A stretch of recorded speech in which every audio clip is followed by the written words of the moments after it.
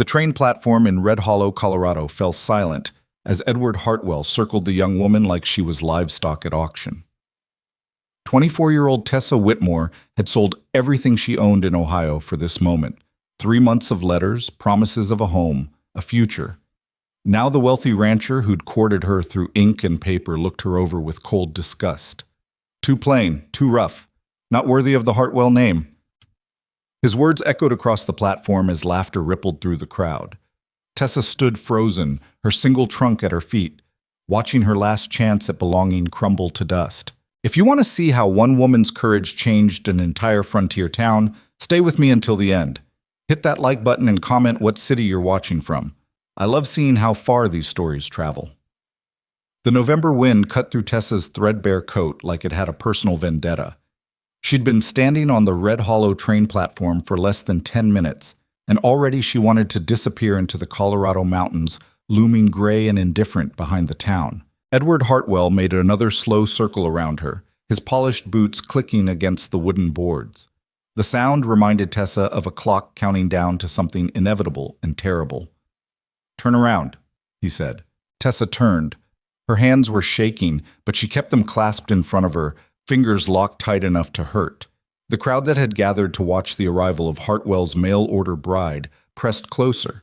She could smell tobacco and whiskey and the sharp bite of judgment. Edward stopped in front of her. He was taller than she'd imagined from his letters.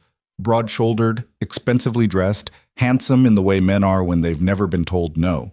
His eyes were the color of money, cold, hard green. "Your letters said you were pretty." Tessa's throat closed. She'd never said that, never claimed to be anything but honest and hard-working. But the words stuck somewhere between her heart and her mouth, useless. "I said I was strong," she managed. "I said I could work. I need a wife, not a ranch hand." Edward's lip curled. "Look at your hands." Tessa looked. They were rough, calloused from years of factory work in Cleveland.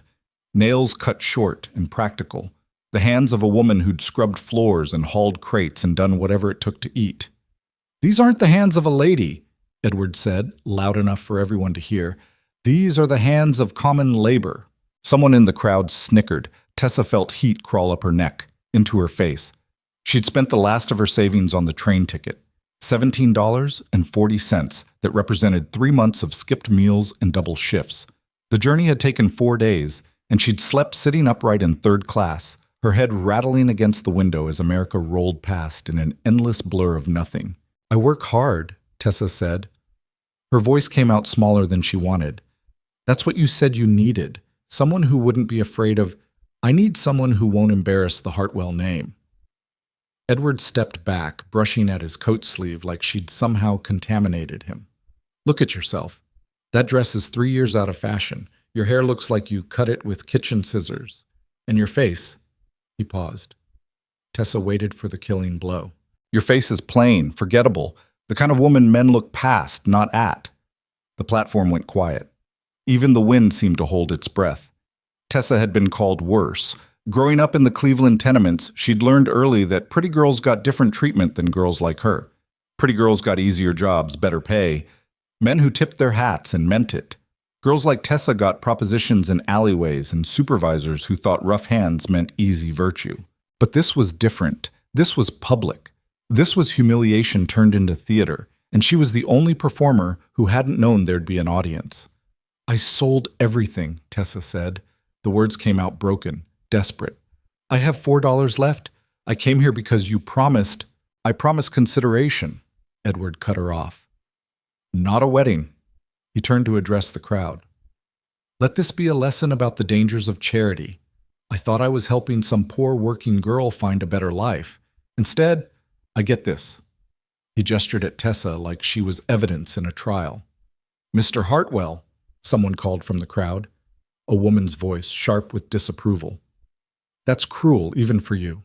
"Cruel is bringing a woman like this into my home and expecting my family to accept her," Edward shot back. "Cruel is lying about what you are in letters designed to trap a man into obligation." "I didn't lie," Tessa said, but her voice had no strength left in it. Edward pulled an envelope from his coat pocket, one of her letters, creased from reading and rereading. He opened it, made a show of scanning the contents. "I may not be what men call beautiful," he read aloud, "but I promise I will work harder than any wife you could find." He looked up. "That's not humility. That's a woman who knows her own limitations and tried to hide them behind labor." He let the letter flutter to the ground. Tessa watched it fall.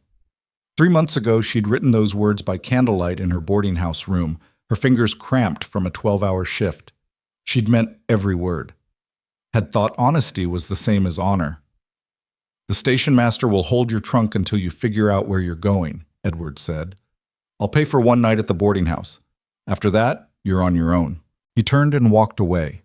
His boots clicked across the platform, down the steps, into the dusty street where a polished black carriage waited. The driver didn't meet Tessa's eyes as he climbed up to the seat. The horses shifted, eager to leave. The crowd began to disperse. Some people looked at Tessa with pity, others with satisfaction, the kind people get when someone else's disaster makes their own lives feel less desperate by comparison. Tessa stood alone on the platform as the sun dropped behind the mountains and the temperature plunged. Her trunk sat beside her like a tombstone. Everything she owned in the world fit inside it, and now it represented the exact measurement of her failure. She sat down on the trunk's rough surface. The wood was cold through her dress. Her hands were still shaking, but now it was from cold instead of fear. Or maybe both. She couldn't tell anymore. The station master, a small man with kind eyes and a nervous cough, approached her carefully, like she might break. "Miss, the boarding house is just up the street. Mrs. Chen runs it. She's fair, and she doesn't ask questions." He paused. "Mr. Hartwell left money for the first night." "Thank you," Tessa said. The man hesitated. "If you need work, the laundry sometimes takes women, or the hotel. The pay isn't much, but it's honest." Tessa nodded. The man left. She sat on her trunk as the platform emptied and the light bled out of the sky. Red Hollow was smaller than Cleveland, meaner than she'd expected. The buildings looked temporary, like someone had thrown them up in a hurry and never gotten around to making them permanent. The street was dirt. The mountains were beautiful and completely indifferent to her suffering. This was the West, the place people came to start over, to escape the past, to build something new. Tessa had believed that story, had spent 3 months imagining her new life on the Hartwell Ranch, children, security, a place where her rough hands and plain face wouldn't matter, because out here, work was the only currency that counted. She'd been wrong. "You planning to sleep out here?" Tessa looked up. A man stood a few feet away, silhouetted against the last of the daylight. He was tall, lean in the way men get when they work harder than they eat. His hat was pulled low, his coat patched at the elbows. "I'm thinking about it," Tessa said. The man stepped closer. He had the kind of face that looked older than it probably was. Weathered, lined, marked by sun and wind and hard years. But his eyes were steady, patient. "Cole Bennett," he said. "I heard what happened. Then you know I'm not fit company. I know Edward Hartwell's a bastard who gets off on making people feel small." Cole's voice was quiet, matter of fact. "I also know you came a long way for nothing, and that's not your fault." Tessa didn't answer. She was too tired to defend herself, too broken to care what this stranger thought. Cole shifted his weight.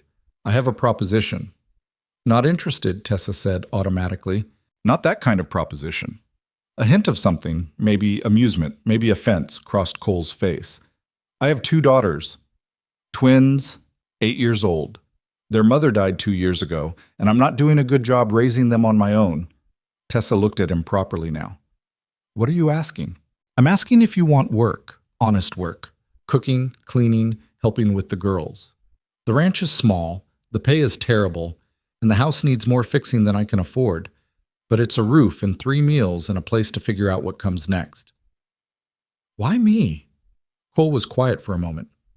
"Because you got off that train alone and you're still sitting here instead of falling apart.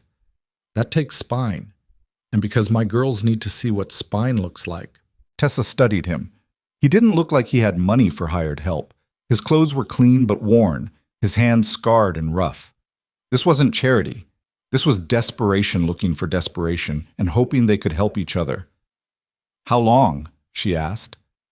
"As long as it works. Could be a week. Could be longer. No promises either way." "Where's the ranch?" 12 miles north, near the base of the mountains. Closest neighbor is 6 miles east. Cole paused. It's isolated. Some women find that hard. Tessa thought about the Cleveland tenements, about sharing a room with 4 other factory girls, about the constant noise and the smell of too many people living too close together, about never being alone, never having silence. Isolated sounds fine, she said. Cole nodded.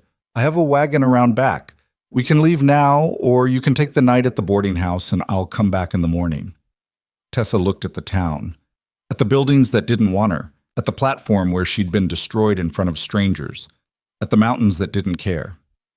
Now, she said. She stood up. Cole hefted her trunk onto his shoulder like it weighed nothing. They walked around the station to where a weather-beaten wagon waited, hitched to 2 horses that looked as tired as Tessa felt. Cole loaded her trunk into the back and offered his hand to help her up to the seat. His palm was calloused, his grip firm and impersonal. Tessa climbed up and settled onto the hard bench. Cole took the reins. They rode out of Red Hollow as the first stars appeared. The town disappeared behind them quickly, swallowed by distance and darkness. The wagon rattled over uneven ground. The horses plodded forward with the patience of animals who'd made this trip 1,000 times. Your daughters, Tessa said after a while. What are their names? Maisie and June, Cole said. Maisie's the loud one. June doesn't talk much. Since their mother died? Since before. June was born quiet. Maisie talks enough for both of them. Tessa absorbed this. Do they know about me? I told them I was going to town to see if I could find someone to help. I didn't tell them about you specifically. Cole glanced at her. They're going to stare. Maisie's going to ask questions. June's going to hide. That's just how they are. I'm used to children, Tessa lied. She'd never been around children, had spent her whole life working, surviving, moving from one job to the next. Cole didn't challenge the lie. They rode in silence. The land around them was vast and empty. Tessa had never seen so much nothing. In Cleveland, the world had been buildings and smoke and people pressed together until you couldn't tell where one life ended and another began. Here the world was space. Endless, overwhelming space. You scared? Cole asked. Of what? Being alone out here. Being somewhere you can't walk to town if things go wrong. Tessa thought about it. No, she said. I'm more scared of being somewhere I can walk away from and having nowhere to walk to. Cole made a sound that might have been agreement. The ranch appeared gradually out of the darkness. A low house, a barn, corrals that needed mending. Lamplight glowed in one window. As the wagon pulled up, the front door opened and 2 small figures appeared in the doorway. Cole set the brake and climbed down. Stay here a minute. He walked to the house. Tessa watched as he crouched down to the girl's height, speaking quietly. One of the girls, Maisie, probably, kept trying to look around him toward the wagon. The other one pressed herself against the doorframe, half hidden. After a moment, Cole stood and gestured for Tessa to come. She climbed down from the wagon. Her legs were stiff from the ride. She walked toward the house, toward the light, toward 2 pairs of eyes watching her like she might be dangerous. Cole made the introduction simply. Girls, this is Tessa. She's going to stay with us for a while and help out. Maisie stepped forward. She had her father's steady eyes and a tangle of dark hair that looked like it fought against every brush. Are you going to be our new mother? Maisie, Cole said quietly. I'm just asking, Maisie said. That's what the other ladies wanted. They wanted to marry Papa and make us call them Mother. Tessa looked at Cole. He had the expression of a man who'd walked into an ambush. I'm here to work, Tessa said carefully. That's all? Good, Maisie said. The other ladies weren't very good at working. They cried a lot. June tugged on Maisie's sleeve. The girl went quiet immediately, like someone had turned off a switch. June stared at Tessa with enormous dark eyes, then turned and disappeared into the house. She needs time, Cole said. Don't take it personal. I won't, Tessa said. Cole showed her inside. The house was small but clean. 1 main room that served as kitchen and living space, 2 bedrooms off to the side. The furniture was handmade and practical. The floor was rough planks, the walls bare wood. No decoration, no softness. A house built for survival, not comfort. Girls sleep in there, Cole said, pointing to 1 bedroom. You can have the other. I'll take the couch. I can sleep on the couch, Tessa said. You're a guest. I'm hired help. Cole looked at her. You're a woman who needs a door that locks. Take the room. Tessa didn't argue. Cole brought in her trunk and set it at the foot of the narrow bed. The room was small, cold, empty except for the bed and a wooden crate that served as a table. But it was private. It was hers. We eat at dawn, Cole said from the doorway. I'll be up before that getting started on chores. Girls wake up around the same time. Kitchen's yours to work with however you need. What do you have for supplies? Flour, cornmeal, some dried beans, eggs from the chickens. Sometimes we get milk from the cow, but she's been difficult lately. Cole paused. It's not much. I've worked with less, Tessa said. Cole nodded. Then I'll let you settle in. He closed the door. Tessa heard him talking quietly to the girls, heard small feet running across the floor, heard the house settling into night sounds. She sat on the bed. The mattress was thin, but better than the train seat she'd slept on for 4 days. Better than the floor she'd slept on in Cleveland when money ran too short for rent. This wasn't what she'd imagined when she'd answered Edward Hartwell's advertisement. This wasn't security or comfort or a future. This was just another temporary stop on a journey that seemed to have no destination. But the door had a lock. The bed was hers. And 12 miles away, Edward Hartwell was probably sitting in his warm house, already forgetting her name. Tessa lay down without undressing. She was too tired to unpack, too tired to cry, too tired to feel anything except the bone-deep exhaustion of someone who'd traveled across a continent only to end up more lost than when she'd started. Tomorrow she'd figure out how to cook breakfast for people who were counting on her. Tomorrow she'd figure out how to talk to 2 little girls who'd already lost 1 woman and didn't trust another one to stay. Tomorrow, she'd figure out how to survive in a place so isolated that failure meant something worse than poverty. It meant disappearing completely. But tonight, she slept. She woke to the sound of someone crying. Tessa lay still, listening. The sound came from the girls' room, soft, muffled, like someone trying to cry without being heard. She looked at the window. Still dark outside. Probably hours before dawn. She should stay in bed. This wasn't her family. These weren't her children. She was hired help, temporary. Someone who'd be gone as soon as she saved enough to go anywhere else. The crying continued. Tessa got up. She opened her door quietly and crossed the main room. Cole was asleep on the couch, one arm thrown over his eyes, his breathing deep and even. She moved past him to the girls' door. It was cracked open. Inside, Maisie was sitting up in bed, her arms around June, who was shaking with silent sobs. Tessa knocked softly on the doorframe. Maisie looked up. Her face was fierce, protective. She has nightmares. Can I help? You don't know her. No, Tessa agreed. But I know nightmares. Maisie considered this. Then she nodded. Tessa entered the room and sat on the edge of June's bed. The girl was curled into a tight ball, her face buried in her knees. She was so small. Both of them were so small. June, Tessa said quietly, you're safe. You're home. Whatever you're seeing, it's not real right now. June didn't respond. Her shoulders hitched with suppressed crying. Tessa did the only thing she could think of. She started talking. When I was your age, I had nightmares about drowning. I lived near a river, and one of the older boys pushed me in as a joke. I couldn't swim. Someone pulled me out, but for years after, I'd dream about the water closing over my head and no one coming to save me. June's crying quieted slightly. The dreams felt real, Tessa continued. More real than being awake sometimes. And the hardest part was waking up and still being scared even though I was safe. How did you make them stop? Maisie asked. I didn't. They just got smaller, less scary, and eventually they came less often. Tessa paused. I don't think nightmares ever completely go away, but they stop being the boss of you. June lifted her head. Her face was streaked with tears, her eyes red and swollen. Do you dream about your mama?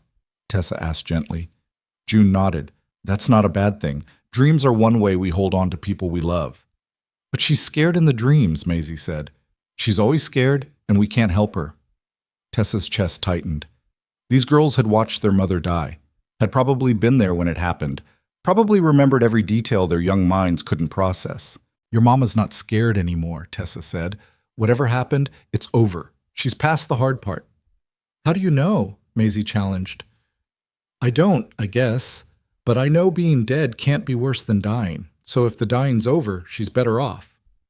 It was blunt. Probably not what you were supposed to say to children, but Tessa didn't know how to lie about death, didn't know how to make it soft and pretty. June reached out and touched Tessa's hand. Just a brief touch, testing. You want me to stay until you fall asleep? Tessa asked. June nodded.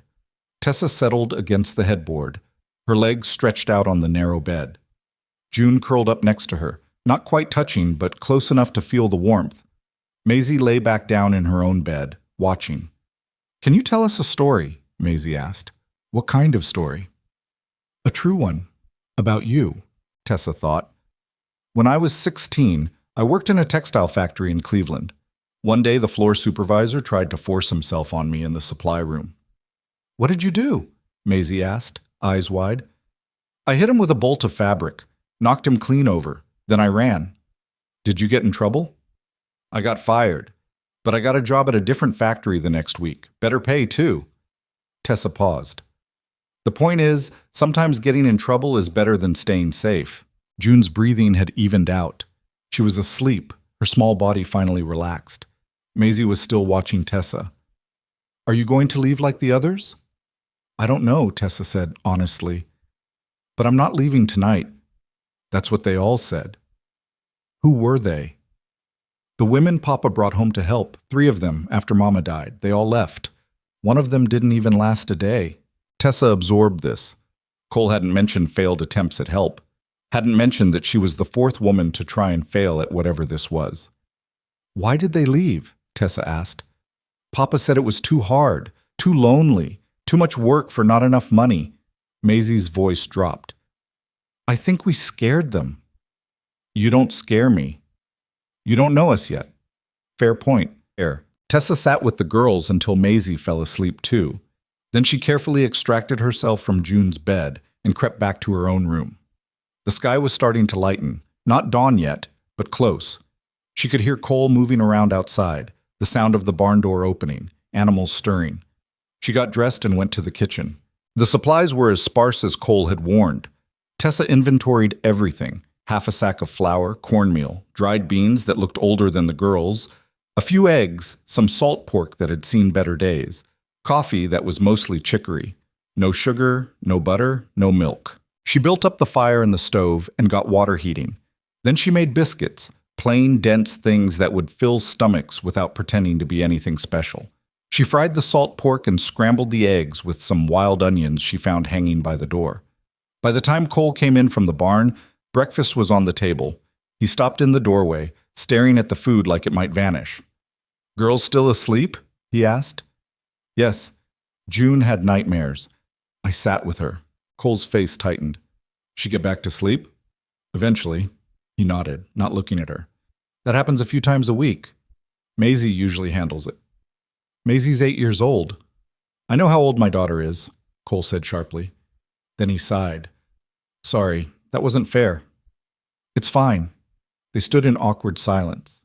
Then Cole sat down at the table and started eating. He ate quickly, mechanically, like someone who'd forgotten food could be anything besides fuel. This is good, he said after a while. It's biscuits and eggs. Still good. The girls appeared, disheveled and squinting against the lamplight. Maisie climbed into her chair and started eating immediately. June hung back, watching Tessa warily. Sit down, Junebug, Cole said gently. Food's getting cold. June sat. She ate slowly, her eyes never leaving her plate. Breakfast was quiet. After, Cole stood and put on his coat. I need to check the north fence. Part of it came down in the wind last night. What do you want me to do? Tessa asked. Cole looked surprised, like he'd forgotten she was there to work. Whatever needs doing, I guess. House could use a cleaning. Girls need watching. There's mending that's been piling up. What about the cow? You said she's been difficult. She's mean. Kicks. I wouldn't ask you to handle her. I'm not asking permission, Tessa said. I'm asking where she is. Cole studied her for a long moment. Then he jerked his head toward the door. Barn. 3rd stall. Her name's Bess, but she doesn't answer to it. He left. Tessa heard the horse's hooves fading into the distance. She turned to the girls. You two can show me where things are. Then we're going to clean this house top to bottom. We cleaned last week, Maisie protested. Then we're cleaning again. They spent the morning scrubbing. Tessa attacked the house with the same focused intensity she'd once directed at factory work. Systematic, thorough, no wasted motion. The girls followed her lead, hauling water, sweeping, washing windows. June didn't speak, but she worked hard. Tessa watched her out of the corner of her eye. The girl moved like someone who'd learned early that being useful meant being valued. By midday, the house looked different. Not transformed, it was still rough, still bare, but clean. Honest, like it had been given permission to be what it was instead of pretending to be something better. Tessa made lunch from the leftover biscuits and some dried apples she found in the pantry. Then she told the girls to rest while she dealt with the cow. Bess was everything Cole had promised. She was a large, irritable beast with a mean eye and an attitude problem. When Tessa entered the stall, the cow swung her head around and made a noise that was half challenge, half threat. "I don't like you either," Tessa said, "but we're stuck with each other, so let's get this over with." She approached slowly, talking in a low, even voice. Bess shifted, muscles tensing. Tessa kept coming. When she was close enough, she ran her hand along the cow's flank. Bess kicked out, a lazy warning shot that missed by a foot. "Yeah, I figured," Tessa said. She fetched a bucket and a stool. Then she settled in beside the cow and started milking. Bess protested, shifting and stomping, but Tessa kept working, her hands steady and practiced. The truth was, Tessa had never milked a cow before in her life. But she'd learned early that most work was the same. You figured out the rhythm, you didn't quit when it got hard, and you acted like you knew what you were doing even when you didn't. Eventually, Bess settled. Not happily, but with grudging acceptance. Tessa finished milking and stood up, her back aching. The bucket was half full. Not great, but better than nothing. She carried it back to the house. Maisie was waiting on the porch, her eyes wide. "You got her to cooperate?" "I got her to tolerate me. That's different." "Still, Papa said she was impossible." "Your papa's wrong about some things," Tessa said. That night they had milk with dinner. Cole stared at it like it was evidence of witchcraft. The days fell into a pattern. Cole left at dawn to work the ranch. Tessa managed the house, the cooking, the endless small tasks that kept a household functioning. The girls followed her around like uncertain shadows, testing her patience and her limits. Maisie talked constantly about her mother, about the ranch, about everything and nothing. June stayed quiet, but she started sitting closer to Tessa during meals, started handing her things without being asked. A week passed. Then 2. Tessa waited for Cole to tell her it wasn't working, that she should move on. But he didn't. He just kept working, kept eating the meals she cooked, kept watching her with an expression she couldn't quite read. One evening, after the girls were asleep, Tessa found Cole sitting on the porch. The night was cold and clear, stars thick overhead. "You can sit," Cole said, gesturing to the space beside him. Tessa sat. They watched the darkness for a while. "You're still here," Cole said finally. "That surprise you? The others didn't last this long. What happened to them?" Cole was quiet for a moment. "First one cried all the time, said she couldn't handle the loneliness. Second one tried to reorganize everything, make it like her old house back east. Fought with me about how things should be done. Third one," he paused. "Third one thought she could fix us, make us into a happy family by pretending the sad parts didn't exist. June stopped eating for 3 days after she left." "Why'd you keep trying?" "Because the girls need more than I can give them. They need someone who can teach them things I don't know, someone who can help them remember what it's like to have a mother." "I'm not their mother." "I know, but you're not pretending to be, and that's the difference." Cole looked at her. "They trust you. I don't know why, but they do." Tessa didn't know why either. She'd never been good with people, never been the kind of woman others gravitated toward. But something about these 2 broken little girls made sense to her in a way nothing else ever had. "How long can you afford to keep me?" Tessa asked. Cole's jaw tightened. "Honestly? Not much longer. The ranch isn't making money. I've got debts piling up, and the drought's been hard on the cattle. I'm trying, but..." He stopped. "I don't know how to make it work. What happens if you can't?" "I lose the ranch. We move to town. I find work wherever I can. The girls..." His voice cracked slightly. The girls lose the last thing connecting them to their mother. This was her place, her family's land. I can't let that go without a fight. Tessa absorbed this. How bad is it? Bad enough that I'm telling a stranger my problems. That's pretty damn bad. They sat in silence. The wind moved through the grass, carrying the smell of pine and dust and cold earth. I can stay, Tessa said. Even if you can't pay me right away, food and a roof is enough for now. I can't ask you to... You're not asking, I'm telling you. Tessa stood up. Those girls need stability more than I need money, and honestly, I don't have anywhere better to be. She went inside before Cole could argue. But as she lay in bed that night, she wondered what the hell she was doing. She'd come west to escape poverty, not dive deeper into it. She'd answered that advertisement looking for security, not another losing battle. But when she closed her eyes, she saw June's small hand reaching for hers in the dark. Saw Maisie's fierce expression when she defended her sister. Saw Cole's tired face and the weight he carried alone. Maybe this wasn't what she'd come for. But maybe it was what she'd needed to find. 3 weeks into her stay at the Bennett Ranch, Edward Hartwell rode up the dirt path like he owned it. Tessa was hanging laundry when she heard the horses. She looked up and felt her stomach drop. Edward sat tall in his saddle, flanked by 2 men she didn't recognize. His face was cold, his eyes colder. Cole emerged from the barn, wiping his hands on his pants. Hartwell, what brings you out here? I think you know, Edward said. He looked at Tessa. I'm here for what belongs to me. Tessa's hands froze on the wet shirt she'd been pinning to the line. The fabric dripped cold water onto her boots, but she couldn't move, couldn't breathe. Edward Hartwell sat on his horse like a king surveying conquered territory, and every instinct in her body screamed to run. Cole stepped between Edward's horse and the laundry line. His stance was casual, but Tessa saw the tension in his shoulders. Nothing here belongs to you, Hartwell. Edward's smile was thin and cruel. That's where you're wrong, Bennett. Miss Whitmore came to Red Hollow under contract to become my wife. She broke that contract when she ran off with you. I'm here to collect what's owed. There was no contract, Tessa said. Her voice came out steadier than she felt. Just letters. And you ended it yourself when you rejected me on the platform.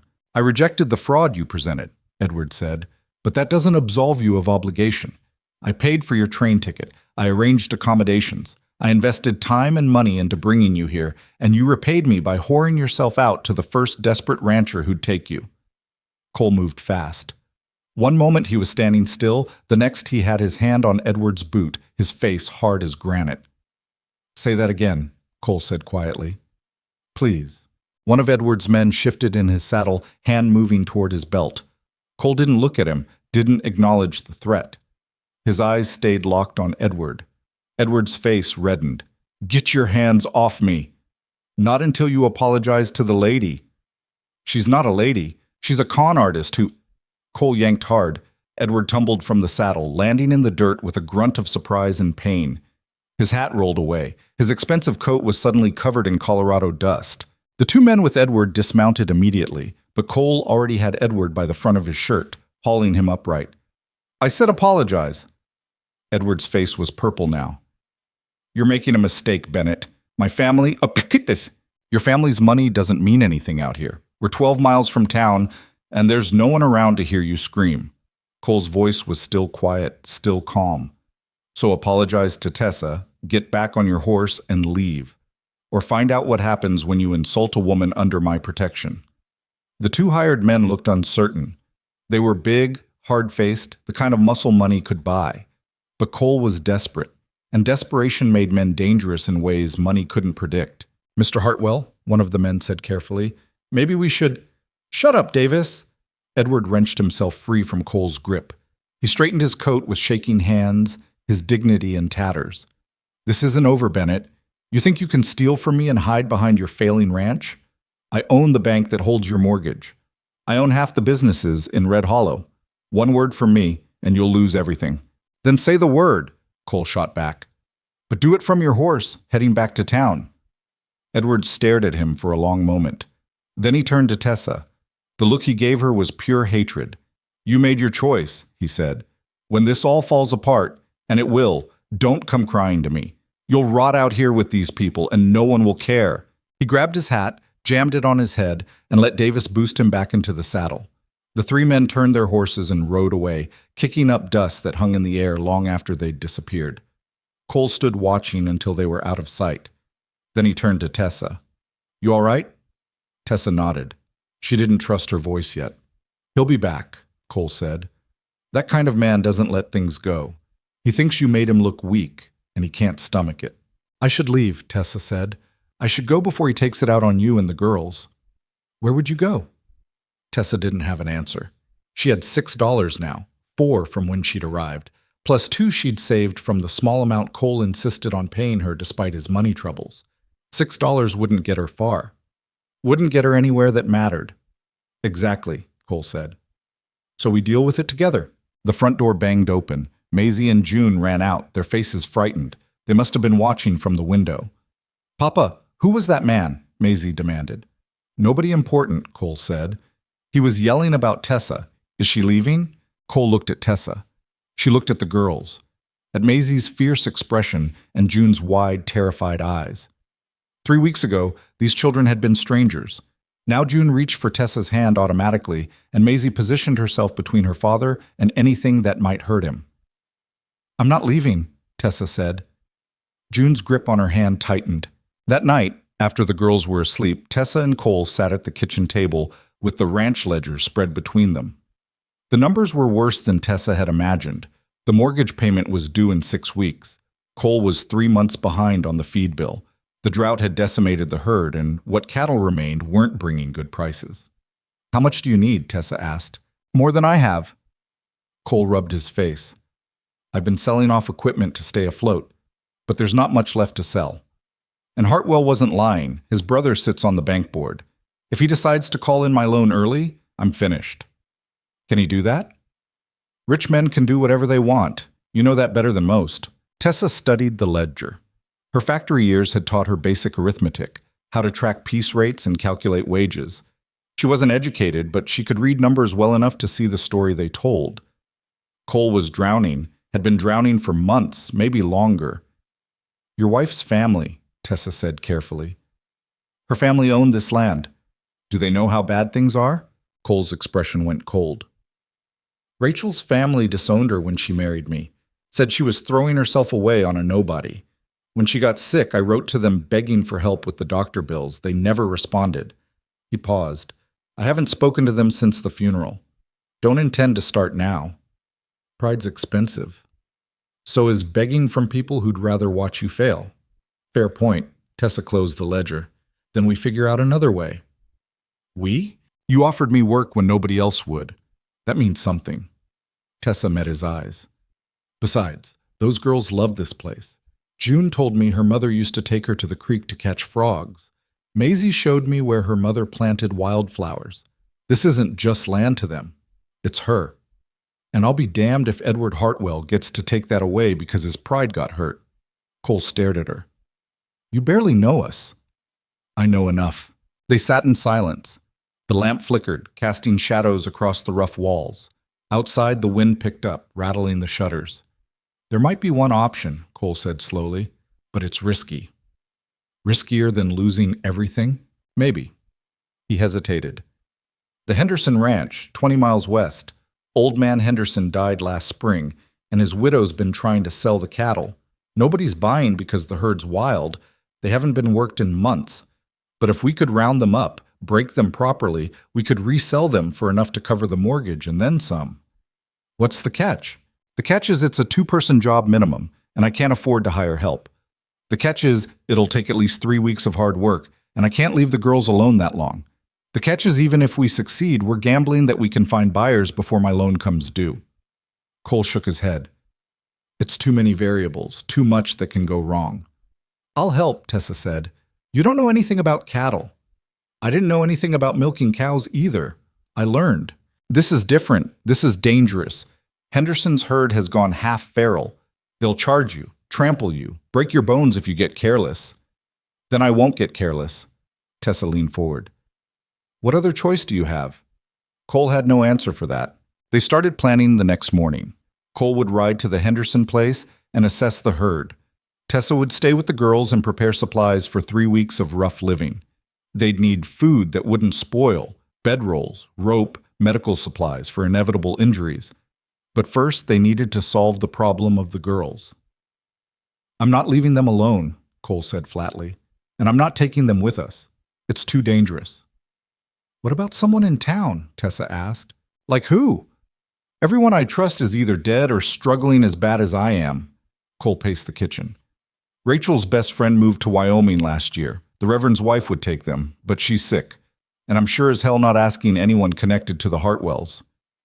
"What about Mrs. Chen, the woman who runs the boarding house?" Cole stopped pacing. "I don't know her well. She's private, keeps to herself. She was kind to me when I first arrived," Tessa said. "And she doesn't strike me as someone who'd judge you for needing help." "You think she'd agree?" "Only one way to find out."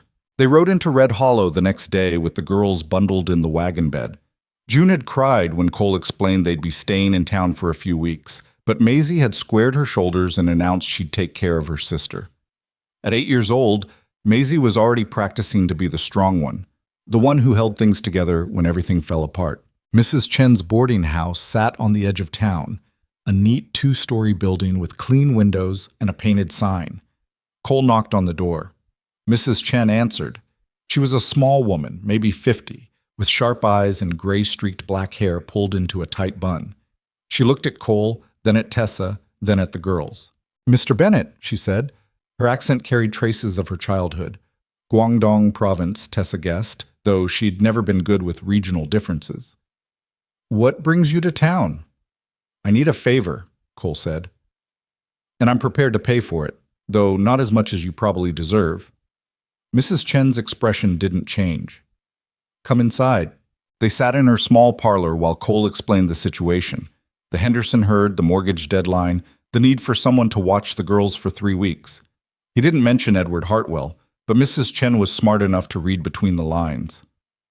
When Cole finished, Mrs. Chen looked at the girls. "You would stay in my house, follow my rules, help with chores, no complaining?" Maisie nodded seriously. June clutched her sister's hand. "I had children once," Mrs. Chen said quietly. "Long time ago. Different life." She paused. "They can stay. No charge." "Mrs. Chen, I can't." "You can." She cut him off. "You came to me because you had nowhere else to go. That means you're desperate. I don't take money from desperate people." She looked at Tessa. "You're the woman Hartwell rejected." It wasn't a question, but Tessa nodded anyway. "Good," Mrs. Chen said. "He's a bad man. His whole family is bad. They think money makes them better than everyone else." She stood up. "Your girls will be safe here. You go do what you need to do. Come back when it's finished." Cole looked like he wanted to argue, but he just nodded. "Thank you." They left the girls with specific instructions and promises to return. June cried silently, her face pressed into Maisie's shoulder. Maisie watched them go with eyes too old for her face. The ride back to the ranch was quiet. Cole spent it staring at the horizon, lost in thoughts he didn't share. Tessa wondered if she'd made a terrible mistake. She wasn't a rancher. She'd grown up in cities, worked in factories. The closest she'd come to livestock was walking past the stockyards in Cleveland, but she'd also learned that most people spent their lives being afraid to try things they'd never done before. Fear kept you small, kept you trapped, and Tessa had spent too many years being trapped already. They spent the next 2 days preparing. Cole taught Tessa the basics: how to sit a horse properly, how to read cattle behavior, how to use a rope without accidentally strangling herself. She was terrible at all of it, fell off the horse twice, spooked the cattle she was supposed to be calming, managed to rope a fence post instead of the practice dummy Cole had set up. "You're a disaster," Cole said, but there was something like humor in his voice. "I'm learning." "You're going to get hurt." "Probably." Tessa picked herself up from the dirt for the 3rd time that day. "But I'm still coming with you." Cole watched her dust herself off. "You're stubborn." "That's the nicest thing anyone said to me in months." They left for the Henderson Ranch on a cold morning that promised rain. The sky was gray and heavy, and the wind had teeth. Tessa wore her warmest dress and Cole's spare coat, which was too big and smelled like horses and sweat. They had 3 horses, one for Cole, one for Tessa, and one packed with supplies. The Henderson place was even more isolated than Cole's ranch. The house stood empty, windows broken, door hanging crooked. The barn was in better shape but still showed signs of neglect. And beyond it all, scattered across the scrubland like wild things, was the herd. Tessa counted maybe 50 head of cattle. They moved nervously, watching the approaching horses with suspicion. "They've been on their own too long," Cole said. "They've forgotten what it's like to trust humans. This is going to be harder than I thought." "How do we start?" "Carefully." The first week was brutal. They worked from dawn until dark, trying to establish dominance over animals that had no interest in being dominated. Tessa fell off her horse so many times she lost count. A steer charged her on the third day, and she barely made it to the fence before it would have trampled her. Her hands blistered from the rope, her legs cramped from riding, her back ached from sleeping on the ground. But slowly, impossibly, it started to work. The cattle began to recognize their voices, to respond to their presence. Cole's patience was infinite. He never rushed, never forced. He worked with the animal's nature instead of against it. Tessa watched him and learned. Learned that strength wasn't about force. It was about consistency. Learned that fear made animals dangerous, but respect made them cooperative. Learned that every creature, human or animal, just wanted to feel safe. One night, sitting by the fire after a particularly hard day, Cole looked at her across the flames. "You're better at this than I expected." "That a compliment?" "Close as you'll get from me." Tessa smiled. She was exhausted, filthy, covered in bruises, but she felt more alive than she had in years. "Can I ask you something?" she said. Cole nodded. "Why'd you really offer me work that day?" "The truth." Cole was quiet for a long time. The fire crackled and popped. Somewhere in the darkness, the cattle lowed softly. "The girls were dying," he said finally. "Not physically, but inside. They'd stopped laughing, stopped playing. June wouldn't talk at all, and Maisie was trying so hard to be strong that she'd forgotten how to be a kid." He paused.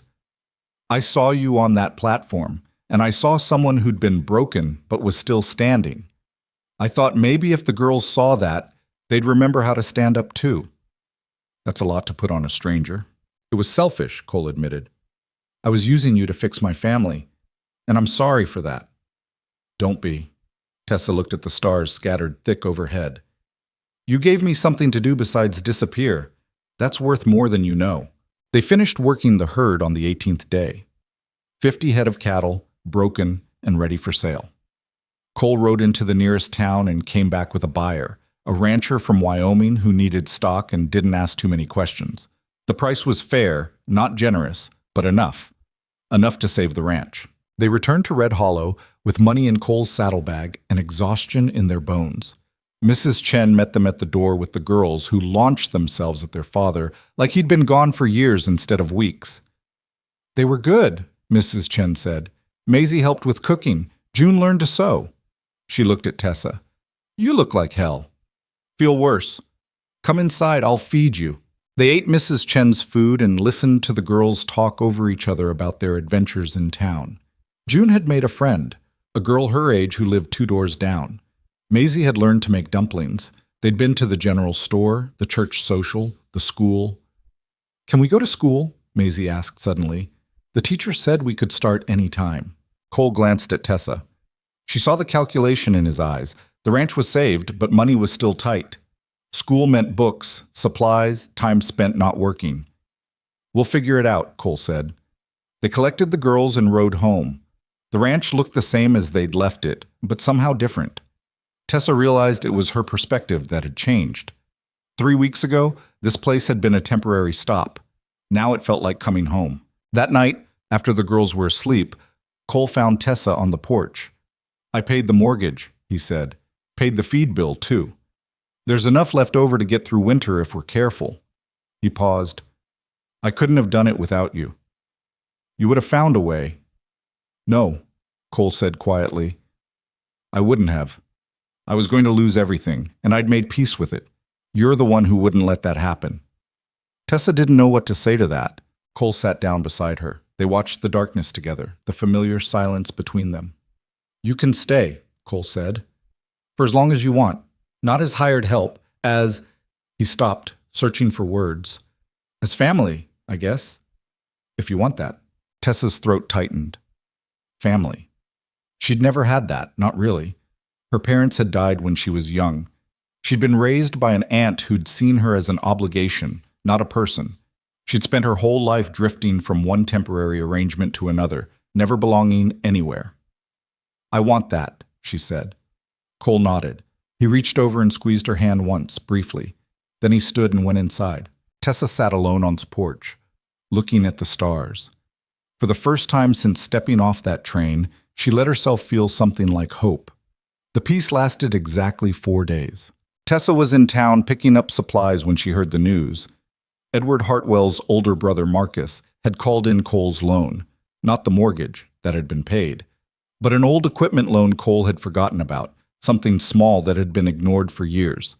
Marcus was demanding immediate payment plus accumulated interest. The total was more than the ranch was worth. Tessa felt the bottom drop out of her stomach. She abandoned the supplies and rode hard for home. Cole was in the barn when she arrived. She told him everything, the words tumbling out in a rush. Cole's face went pale, then red, then blank. "How much?" $80. They want it in 2 weeks, or they'll take the ranch." "I don't have $80. The Henderson money's already spent." "Can you borrow it?" "From who? Everyone I know is broke." Cole slammed his hand against the stall door. "This is Hartwell. It has to be. Marcus doesn't care about an old equipment loan. Edward's using his brother to get revenge. Then we fight it." "How?" Cole's voice was hollow. "They own the bank, they own the law, they own everything that matters in this town. We'll find a way." "There is no way!" Cole shouted. Then he stopped, breathing hard. I'm sorry. I just..." He sank down onto a hay bale, his head in his hands. "I should have known this was coming. Should have protected us better." Tessa knelt in front of him. "This isn't your fault. It's my ranch, my family, my responsibility. And what am I?" Cole looked up at her. "You said I was family," Tessa continued. "That means this is my problem too. So stop trying to carry it alone." Before Cole could respond, they heard horses approaching, multiple horses moving fast. They went outside together. Edward Hartwell rode up with 6 men this time, not hired muscle, but official-looking men in clean suits. One of them wore a badge. "Cole Bennett," the man with the badge said. "I'm Sheriff Morton. I'm here to serve you notice that the First Bank of Red Hollow is foreclosing on your equipment loan. You have 14 days to vacate the premises." "That loan's not due for foreclosure," Cole said. "I've been making payments." "The loan documents say otherwise." Morton handed over a sheet of paper. "It's all legal. I'm sorry." Cole scanned the document, his face hardening. "These aren't the terms I agreed to. Someone's altered the contract." "That's between you and the bank," Morton said. He didn't sound sorry at all. Edward sat on his horse, smiling. "I told you this wasn't over, Bennett. You embarrassed me, and now you're paying the price." "You're destroying a family because your feelings got hurt?" Tessa stepped forward, anger burning through her fear. "You're that weak?" Edward's smile vanished. "Weak? I'm the one with the power here. I'm the one who decides what happens to you people." He pointed at Tessa. "You chose wrong. You chose a dying ranch and a broken man over everything I could have given you. Now you'll watch it all crumble, and you'll spend the rest of your life knowing it's your fault." "Get off my land," Cole said quietly. "It's not your land," Edward shot back. "Not for much longer. In 2 weeks, this will be Hartwell property. Maybe I'll turn it into a hunting lodge. Or maybe I'll just let it rot as a reminder to anyone else who thinks they can disrespect my family." He turned his horse and rode away, taking his men and the sheriff with him. Cole stood holding the foreclosure notice, his hands shaking. Tessa watched the dust settle, watched the sun drop toward the mountains, watched everything they'd fought for slip away like water through fingers. "We need a lawyer," she said. "Can't afford one." "Then we go to the territorial governor, or the newspapers. Someone who can expose what they're doing. The governor's in Denver, 3 days' ride, and the newspaper editor plays cards with Marcus Hartwell every Thursday." Cole crumpled the notice in his fist. "We're beaten, Tessa. They have all the power, and we have nothing. We have the truth. The truth doesn't matter when you're fighting people who make the rules." Tessa wanted to argue, but she couldn't. Cole was right. She'd seen it in Cleveland, seen rich men destroy workers who dared to complain about conditions or wages, seen factory owners bribe judges, silence newspapers, make problems disappear. Money was power, and power made its own truth.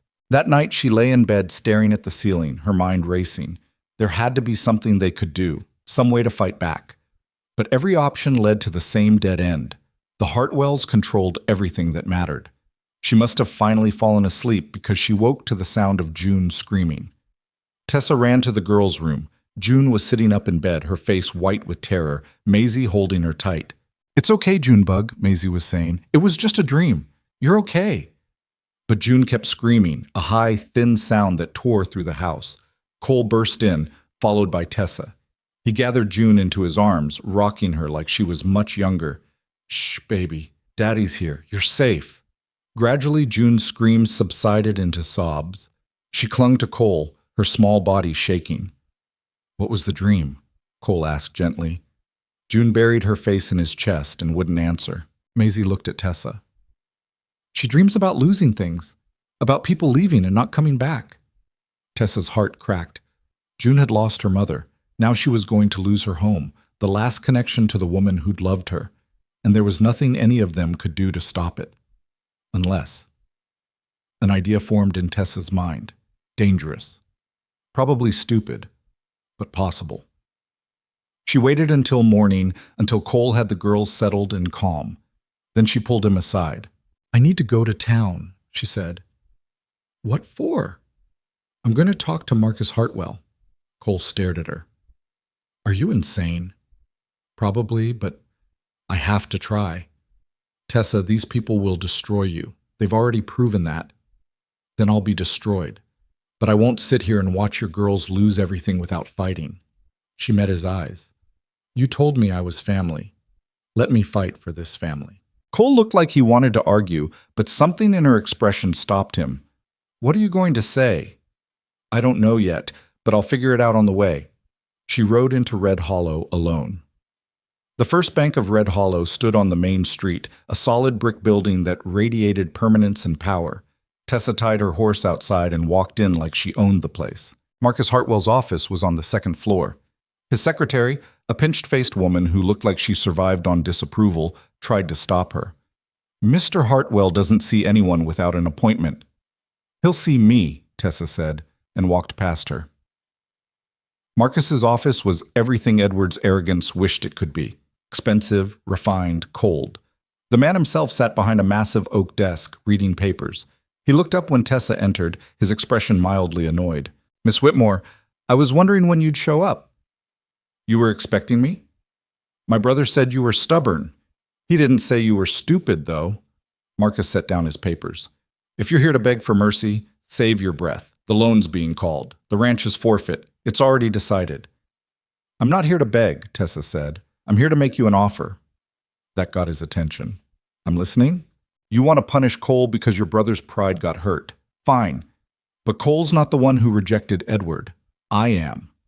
Tessa stepped closer to the desk. "So let's make this between him and me. Drop the foreclosure. Leave Cole and his family alone. And I'll leave Red Hollow. I'll go back east, disappear, and you'll never hear from me again." Marcus leaned back in his chair, studying her. "You'd sacrifice yourself for a man you've known less than 2 months?" "I'd sacrifice myself for 2 little girls who've already lost their mother. They don't deserve to lose their home, too." "Admirable," Marcus said. "Stupid, but admirable." He picked up a pen, tapping it against the desk. "Here's the problem, Miss Whitmore. This stopped being about you the moment Cole put his hands on my brother.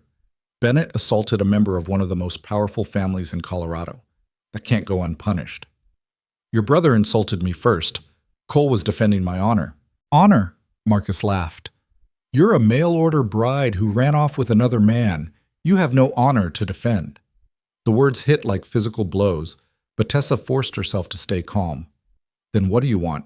Marcus stood up and walked to the window, looking down at the street below. "I want Bennett to understand that you can't challenge the Hartwells without consequences. I want him broken, humiliated, destroyed. I want him to serve as an example to anyone else who thinks they can disrespect this family." "That's insane." "That's power." Marcus turned to face her. "But since you're here, offering yourself up like some kind of martyr, I'll make you a counteroffer. The foreclosure stands. Bennett loses the ranch in 2 weeks, but..." He held up a hand as Tessa started to protest. If you agree to marry Edward as originally planned, I'll buy Bennett's ranch from the bank and let him lease it back at reasonable terms. He keeps his home, his girls keep their land, and everyone lives happily ever after. Tessa felt sick. You want me to marry your brother? Edward's pride was damaged when you chose a poverty-stricken rancher over him. Restore that pride by becoming his wife, and I'll show mercy to Bennett. Marcus smiled. Seems simple enough. Edward doesn't want me. He made that very clear. Edward wants what he's been denied. Right now, that's you. Marcus sat back down. You have until tomorrow morning to decide. After that, the offer expires and Bennett loses everything. Tessa walked out of the bank in a daze. The street seemed too bright, too loud. People moved around her like she wasn't there, going about their lives while hers shattered into pieces. She found herself at Mrs. Chen's boarding house without remembering the walk there. Mrs. Chen took one look at her face and pulled her inside. Sit. I'll make tea. Tessa sat. The boarding house parlor was quiet, peaceful. Through the wall, she could hear the girls' voices. Maisie teaching June some game, both of them laughing. Mrs. Chen returned with tea and sat down across from Tessa. Tell me. Tessa told her everything. The foreclosure, the offer, the impossible choice. When she finished, Mrs. Chen was quiet for a long moment. Then she said, You're considering it. I don't want to, but those girls... Whoa! Old.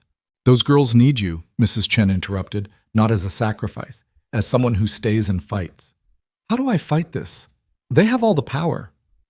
You're thinking like someone who's already lost. Mrs. Chen poured more tea. I came to this country with nothing, worked in mines, laundries, places that would break your spirit if you let them. Rich men thought they owned me because I was poor and foreign and female, but they were wrong. Nobody owns you unless you let them. So what do? You stop trying to save everyone and start thinking about what would actually hurt the Hartwells. Mrs. Chen leaned forward. They're rich, powerful, used to getting their way. What do people like that fear most? Tessa thought about it. Being exposed. Being made to look weak in front of people who matter. Yes, so expose them. How? The newspaper won't print anything against them. The law's on their side. Then you go bigger. Territory newspapers, federal officials, people who don't owe the Hartwells anything. Mrs. Chen stood up. I know a reporter in Denver, used to come through here covering mining disputes. He specializes in corruption, powerful families abusing their positions. If you can give him a story, he'll print it. What story? Rich man calls in loan on poor rancher? That happens every day. No, Mrs. Chen said. But rich family forges loan documents to steal land? That's corruption. That's fraud. That's a story. Tessa remembered Cole's words. Someone altered the contract. What if they could prove it? I need to get back to the ranch, she said. She rode hard, her mind racing. When she burst into the house, Cole was at the table with the foreclosure notice spread in front of him, comparing it to his original loan papers. Something's wrong, he said immediately. Look at this. The original loan was for $60 at 5% annual interest. This foreclosure notice says $80 at 12%. Either they've been overcharging me for years, or they changed the documents, Tessa finished. Can you prove the original terms? I kept every receipt, every payment stub. Cole pulled out a battered box of papers. It's all here. They spent the next 3 hours going through everything. The story was clear. Cole had been making regular payments on the original loan terms, but the foreclosure was based on completely different numbers that appeared nowhere in Cole's records. This is fraud, Tessa said. It's also their word against mine. And guess whose word the court will believe? Not the court? The press. Tessa explained Mrs. Chen's contact in Denver. If we can get this story out, public pressure might force them to back down. Or it might make them come at us even harder. Probably both. Tessa looked at him. But we're out of options. Unless you want me to marry Edward. Cole's head snapped up. What? She told him about Marcus's offer. By the time she finished, Cole was on his feet, his face dark with rage. Absolutely not. We'll lose the ranch first. Cole, I mean it, Tessa. I won't let you sacrifice yourself like that. I'd rather live in a tent in the mountains than watch you marry that bastard. The intensity in his voice surprised her. He was staring at her like she was something precious that needed protecting, and Tessa felt something shift in her chest, something warm and terrifying. "Then we fight," she said quietly. "We fight," Cole agreed. The next morning, Tessa rode to Denver. It took all day, and she arrived exhausted, filthy, and broke. But she found the reporter Mrs. Chen had mentioned, a man named Harrison Webb who worked for the Rocky Mountain News. She told him everything, showed him Cole's documents, explained the Hartwells' pattern of using their power to destroy anyone who crossed them. Webb listened, took notes, asked sharp questions. When she finished, he leaned back in his chair. "This is good," he said. "Real good, but I need more than one rancher's word against the Hartwells. I need other victims, other people they've destroyed." "How long do I have?" "My deadline's in 3 days. Get me 3 more stories like this and I'll run it front page." Tessa rode back to Red Hollow through the night. She went straight to Mrs. Chen. "I need to find other people the Hartwells have crushed, people willing to go on record." Mrs. Chen thought for a moment. Then she started making a list. Over the next 2 days, Tessa and Mrs. Chen tracked down 5 people. A farmer whose land had been seized through similar loan manipulation, a widow whose husband's business had been destroyed by false claims of debt, a Chinese laborer whose wages had been stolen through fraudulent contracts. Every one of them had a story. Every one of them had been too afraid to fight back. Until now. Tessa compiled everything and rode back to Denver. She got the stories to Webb with 6 hours to spare before his deadline. "This'll do," Webb said, scanning the documents. "You realize the Hartwells are going to come after you for this." "Let them," Tessa said. The article ran the next day. Front page, with the headline, "Territory's Wealthiest Family Accused of Systematic Fraud and Intimidation." Tessa bought every copy the newsstand had and rode back to Red Hollow. She arrived to find the town in chaos. People were gathering in the street, passing around copies of the paper, talking in angry voices. The sheriff stood outside the bank, looking nervous. And standing in the middle of it all, facing down a crowd of furious citizens, were Marcus and Edward Hartwell. Tessa dismounted and walked toward them. The crowd parted to let her through. Marcus saw her and his face went purple. "You have no idea what you've done." "I told the truth," Tessa said. "Everything in that article is documented and verified. You've been stealing from people for years and now everyone knows it." "You'll regret this," Edward hissed. "We'll destroy you. We'll destroy Bennett. We'll burn that ranch to the ground and salt the earth." "Try it," said a new voice. Everyone turned. A woman was walking down the street, tall, elegant, dressed in expensive traveling clothes. She looked like Edward and Marcus, same green eyes, same aristocratic features.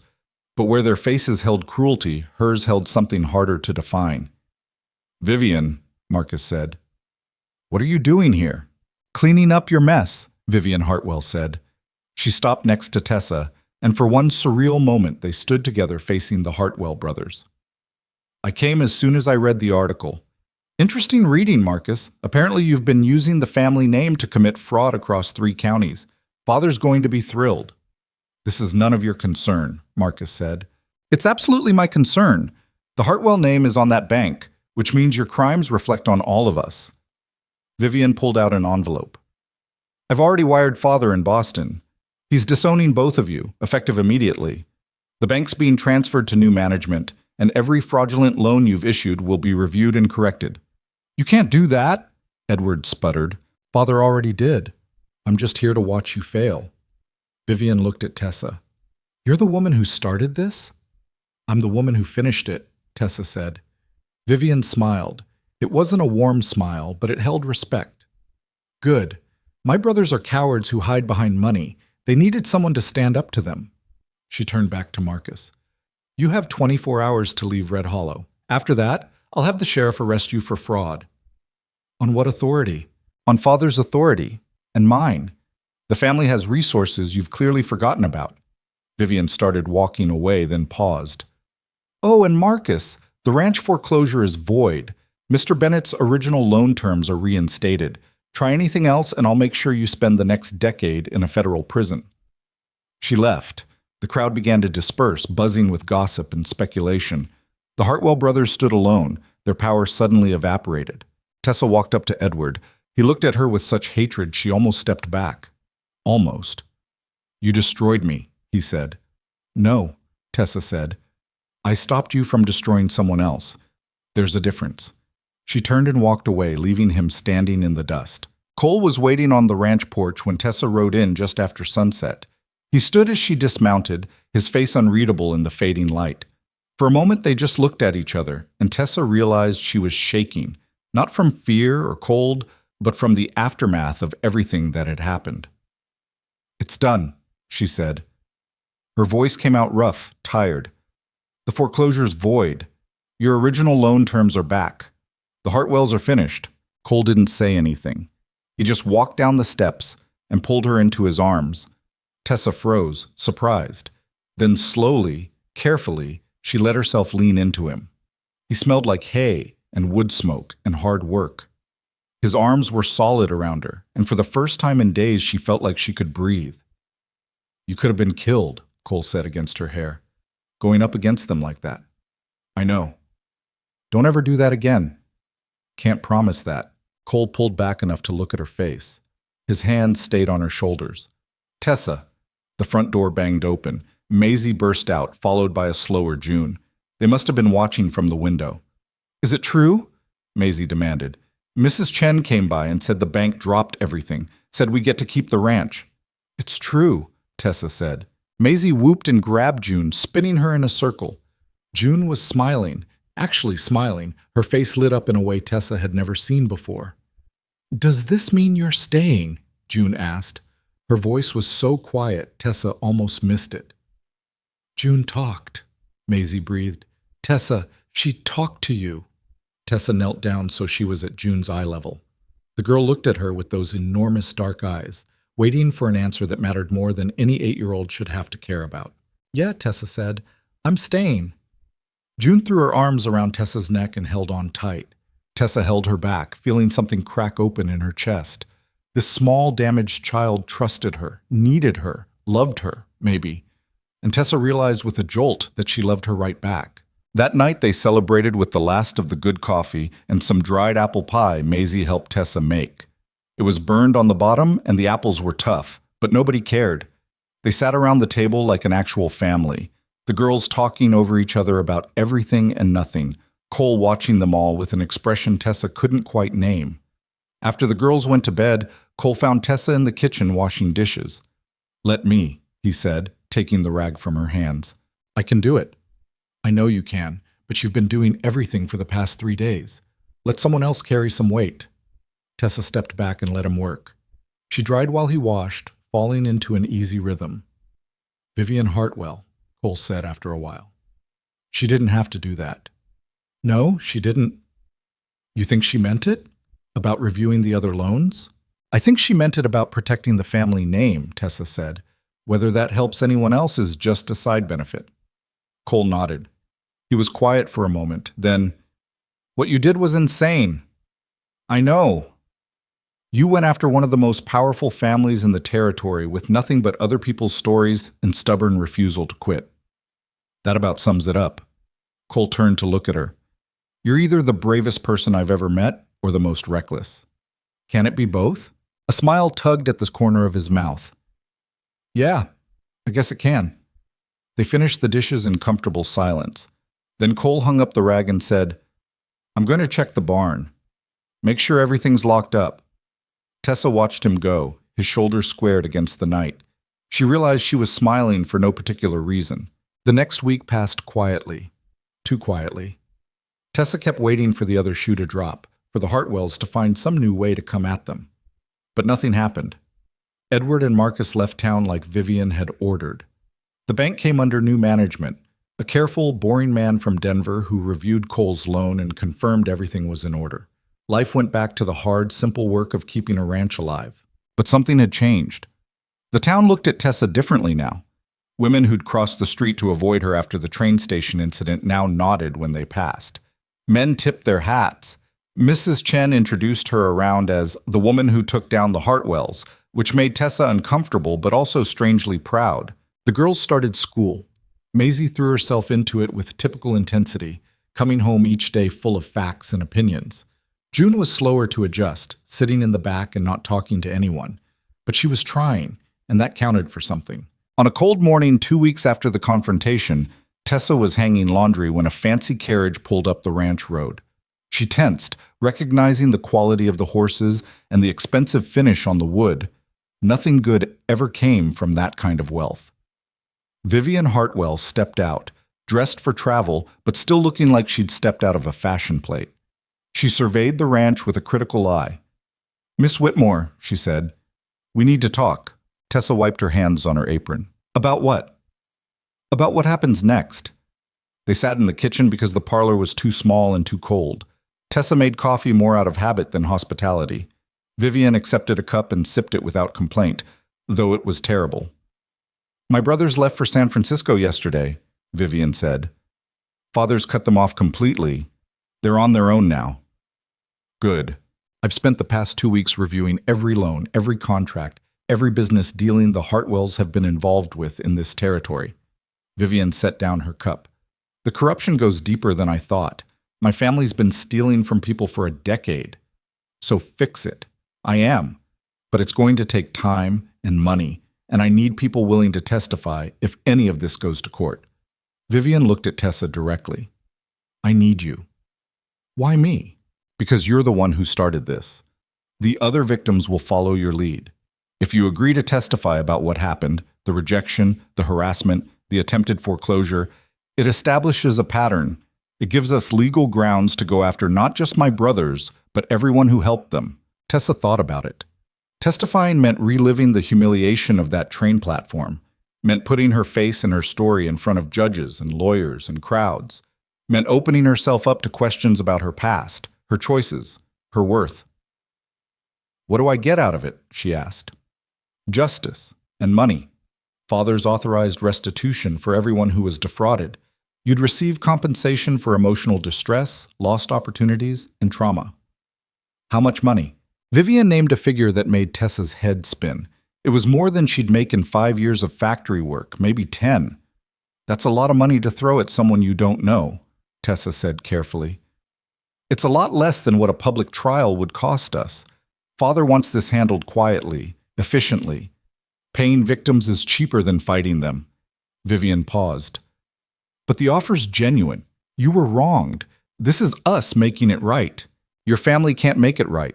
What happened on that platform can't be fixed with money." "No," Vivian agreed. "But money can give you choices. Security, a future that doesn't depend on struggling to survive." She stood up. "Think about it. I'll be in town for another 3 days." After Vivian left, Tessa sat alone in the kitchen, staring at nothing. The money would solve everything: Cole's remaining debts, proper schooling for the girls, repairs on the ranch, food that wasn't dried beans, and hope. But taking it felt like admitting she'd been broken, that she needed to be compensated for her pain. Cole came in from the barn and found her there. "What did Vivian want?" Tessa explained. Cole listened without interrupting, his face thoughtful. "That's good money," he said when she finished. "Yeah. You thinking about taking it?" "I don't know. Feels wrong somehow." Cole pulled out a chair and sat down across from her. "When Rachel got sick, I spent every dollar I had trying to save her. Sold equipment, took out loans, begged doctors. And she died anyway. All that money, all that struggle, and it changed nothing." He paused. "For months after, I was angry. Felt like the universe had cheated me. But then I realized something. The money wasn't wasted because it didn't save her. It mattered because it meant I'd tried. I'd fought for her with everything I had. I don't understand what that has to do with this." "You fought the Hartwells with everything you had. You won. Now they're offering you something that might actually make your life easier. Taking it isn't weakness. It's collecting what you earned."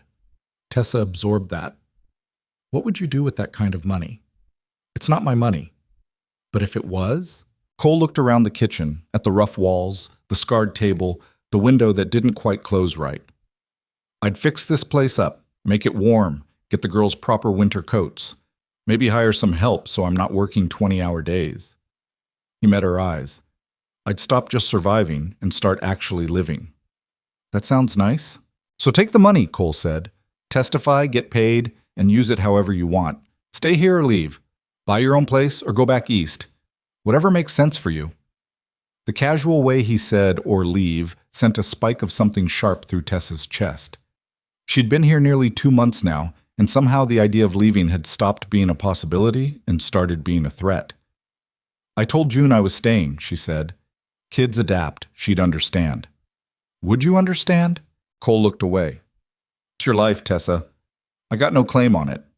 That was the problem, though. Somewhere in the past 8 weeks, Tessa had started wishing he did have a claim. Started noticing the way his hands looked when he worked, strong and careful. Started paying attention to his rare smiles, the way his voice softened when he talked to the girls. Started imagining a future where this wasn't temporary, where she belonged here not because she needed refuge, but because she wanted to stay. But Cole had never said anything to suggest he felt the same way. He was grateful for her help with the girls, respectful of her as a person. But that was different from wanting her, different from loving her. I'll think about it, Tessa said, standing up. I need to check on the chickens. She escaped before Cole could respond, before she said something stupid and ruined the fragile balance they'd built. That night, Maisie caught Tessa alone in the girls' room while June was getting ready for bed. Are you leaving? Maisie asked bluntly. What makes you think that? I heard you and Papa talking about the money and going back east. Maisie's voice was steady, but her eyes were scared. The other ladies always left. I thought you were different. Tessa sat down on Maisie's bed. I am different. Then why are you even thinking about it? Because thinking about choices isn't the same as making them. Tessa looked at this fierce, scared 8-year-old who'd been forced to grow up too fast. Maisie, if I stay, it needs to be because it's the right thing for everyone. Not just because you're afraid I'll leave. But we need you, Maisie said. June's talking again. Papa smiles now. The house doesn't feel empty anymore. What if your papa meets someone he actually wants to marry? Someone who'd be a real mother to you girls, not just hired help who stuck around. You're not just hired help, Maisie said fiercely. She stopped, searching for words. You're ours, and we're yours. That's what family means. June appeared in the doorway, clutching her worn nightgown. She looked between Maisie and Tessa, sensing the tension. Are you mad at us? June asked quietly. No, baby, not at all. Then why does Maisie look like she's going to cry? Because she's dramatic, Tessa said, trying for lightness. Come on, bedtime. She tucked them both in, listening to Maisie's prayers about the chickens laying more eggs and school not being too boring. June just held Tessa's hand and didn't let go until she was half asleep. Walking back through the main room, Tessa found Cole sitting by the fire, staring at the flames. They asked you if you're leaving, he said. Not a question. Yeah. What'd you tell them? That I'm thinking about it. Tessa sat down in the other chair. Cole, we need to talk about what this is, what I am to you and the girls. What do you want to be? That's not an answer. Cole was quiet for a long moment. Then he said, When Rachel died, I thought I was done. Done feeling anything except tired. Done hoping for anything except getting through each day. The girls were the only thing keeping me alive, and half the time I wasn't sure that was enough. Tessa waited. Then you showed up, Cole continued, stubborn and angry and refusing to quit. You looked at my broken family and my failing ranch and decided it was worth fighting for, and slowly I started remembering what it felt like to hope. He turned to look at her. You're not hired help, Tessa. You're the reason my daughters are smiling again. The reason I can imagine a future that doesn't end in disaster. The reason I wake up and think maybe things can actually get better. Cole, I'm not asking you to stay. He cut her off. That's your choice, and it needs to be yours. But if you're wondering whether you matter here, whether you're wanted. He stopped, swallowed hard. You're wanted, more than you probably know. Tessa's heart was hammering. By you or by the girls? Both. Cole's voice was rough. But yeah, by me especially. The fire crackled. Outside, the wind picked up, rattling the shutters. Tessa thought about Cleveland, about the years of loneliness and struggle, about stepping off that train full of hope and having it destroyed in minutes, about finding this broken family and somehow becoming part of it. I need to testify, she said. I need to do this right, help the other people the Hartwells hurt. But after that, she met Cole's eyes. After that, I'd like to stay. If that's still all right? Something in Cole's face shifted. Yeah, he said quietly. That's all right. Neither of them moved. The moment stretched out, fragile and important. Then Maisie called from the bedroom, something about June having another nightmare, and they both stood up, the spell broken. But as Tessa went to comfort the girls, she caught Cole watching her with an expression that made her feel warm all the way through. Tessa agreed to testify. Over the next 2 weeks, she gave her statement to Vivian's lawyers, sat through endless questions, and relived the worst day of her life in excruciating detail. Other victims came forward, the farmer, the widow, the Chinese laborer, and more. Each had their own story of Hartwell cruelty and theft. The lawyers worked fast. By the end of the month, settlements had been reached with everyone involved. The Hartwell family paid out thousands of dollars in restitution. Edward and Marcus were officially disowned, their names stripped from all family business. And Vivian took control of the bank, promising reforms that would protect borrowers from predatory practices. Tessa received her settlement check on a gray afternoon in early December. She stared at the number, still not quite believing it was real. "What are you going to do with it?" Mrs. Chen asked. They were sitting in the boarding house parlor drinking tea. "I don't know. Some of it goes to Cole. He won't take it, but I'll find a way. Maybe fix up the ranch, get the girls nice Christmas presents." Tessa paused. "Save the rest, I guess, for emergencies." "Smart," Mrs. Chen said. "Though you should keep some for yourself. Buy something pretty, something that reminds you that you won." Tessa thought about it. "I'm not a pretty things kind of person." "Everyone's a pretty things kind of person when they can afford it. The question is what pretty means to you." Mrs. Chen refilled their cups. "For me, it's good tea, real porcelain, small luxuries that remind me I survived when others didn't." "What did you survive?" Tessa asked carefully. Mrs. Chen was quiet for a moment. "My husband died in a mining accident when I was 23. Bosses said it was his fault, refused to pay death benefits. I had 2 babies and no money, took work where I could find it, cleaning, cooking, worse things I don't talk about." She looked at Tessa. "I survived by being tougher than the people trying to break me, same as you." "I'm not that tough." "You took down the Hartwells. You're tougher than you think." The Christmas season crept up on them. Tessa had never paid much attention to holidays. They were just days off work when you didn't get paid. But the girls were excited, talking about decorations and treats, and whether they'd get presents this year. "We usually don't do much," Cole admitted. "Last couple years have been lean, but maybe this year." He looked at Tessa hopefully. "We'll figure something out," she said. With part of her settlement money, Tessa bought fabric to make the girls new dresses, warm wool for winter coats, and real sugar for baking. She bought Cole a new work coat to replace his patched one, and boots that actually fit.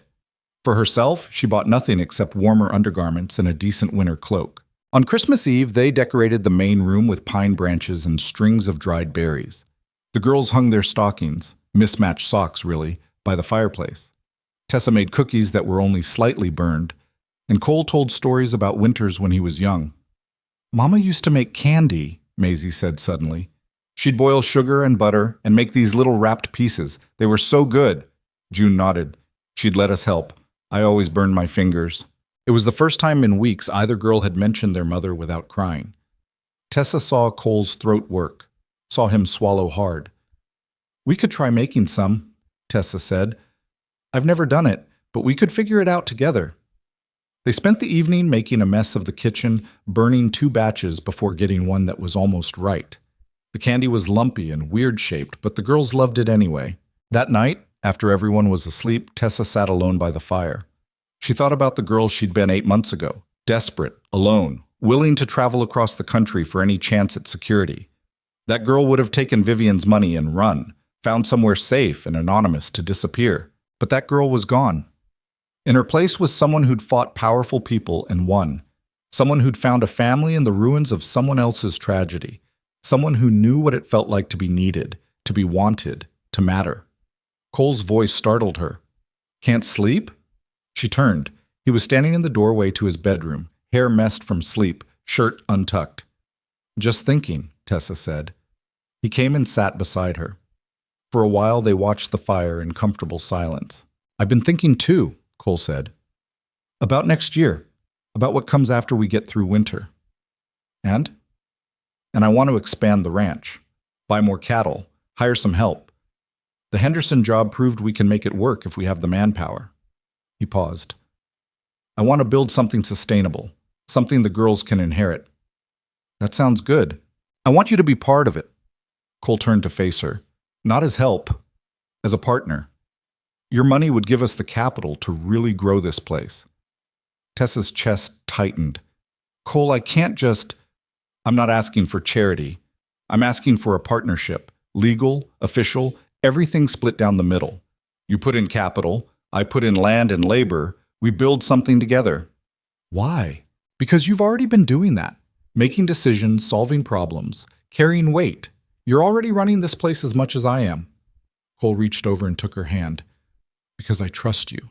Because the girls need you. Because I... He stopped, started again. Because I don't want you here as hired help or as a guest. I want you here as family, real family. Tessa stared at their joined hands. His was calloused and warm, completely engulfing hers. What about the town? She asked. People are going to talk. Single man and single woman running a ranch together. Let them talk. Cole, unless you want to make it official, he said. His voice was carefully neutral. Marriage, I mean. We could do that if you wanted. Tessa's heart stopped. Are you proposing? I'm offering options. Cole was looking at the fire now, not at her. If being here as a business partner feels wrong, we could make it legal. Make you the girl's stepmother officially. Give you the protection of my name. That's the worst proposal I've ever heard. It's not a proposal, it's a... He stopped. What do you want it to be? Tessa thought about Edward Hartwell's cruelty on that train platform. Thought about arriving at this ranch desperate and broken. Thought about falling in love with two little girls, and somehow with their father too. I want it to be real, she said quietly. Not a business arrangement. Not protection or convenience. Real. Cole finally looked at her. I'm not good at this. At talking about feelings. Rachel and I, we loved each other, but it was easy. We grew up together, got married young, never had to navigate complicated things. He squeezed her hand. This is complicated. You've been through hell. I'm a widower with 2 kids and a failing ranch. We've known each other less than 3 months. It's too fast, too messy, too human? Tessa interrupted. Cole, nothing about my life has ever been neat or planned. I've always been scrambling, surviving, making it up as I go. If I waited for the perfect time or the perfect situation, I'd wait forever. So what are you saying? I'm saying yes. To partnership, to marriage, to whatever version of this lets us build a life together. She moved closer.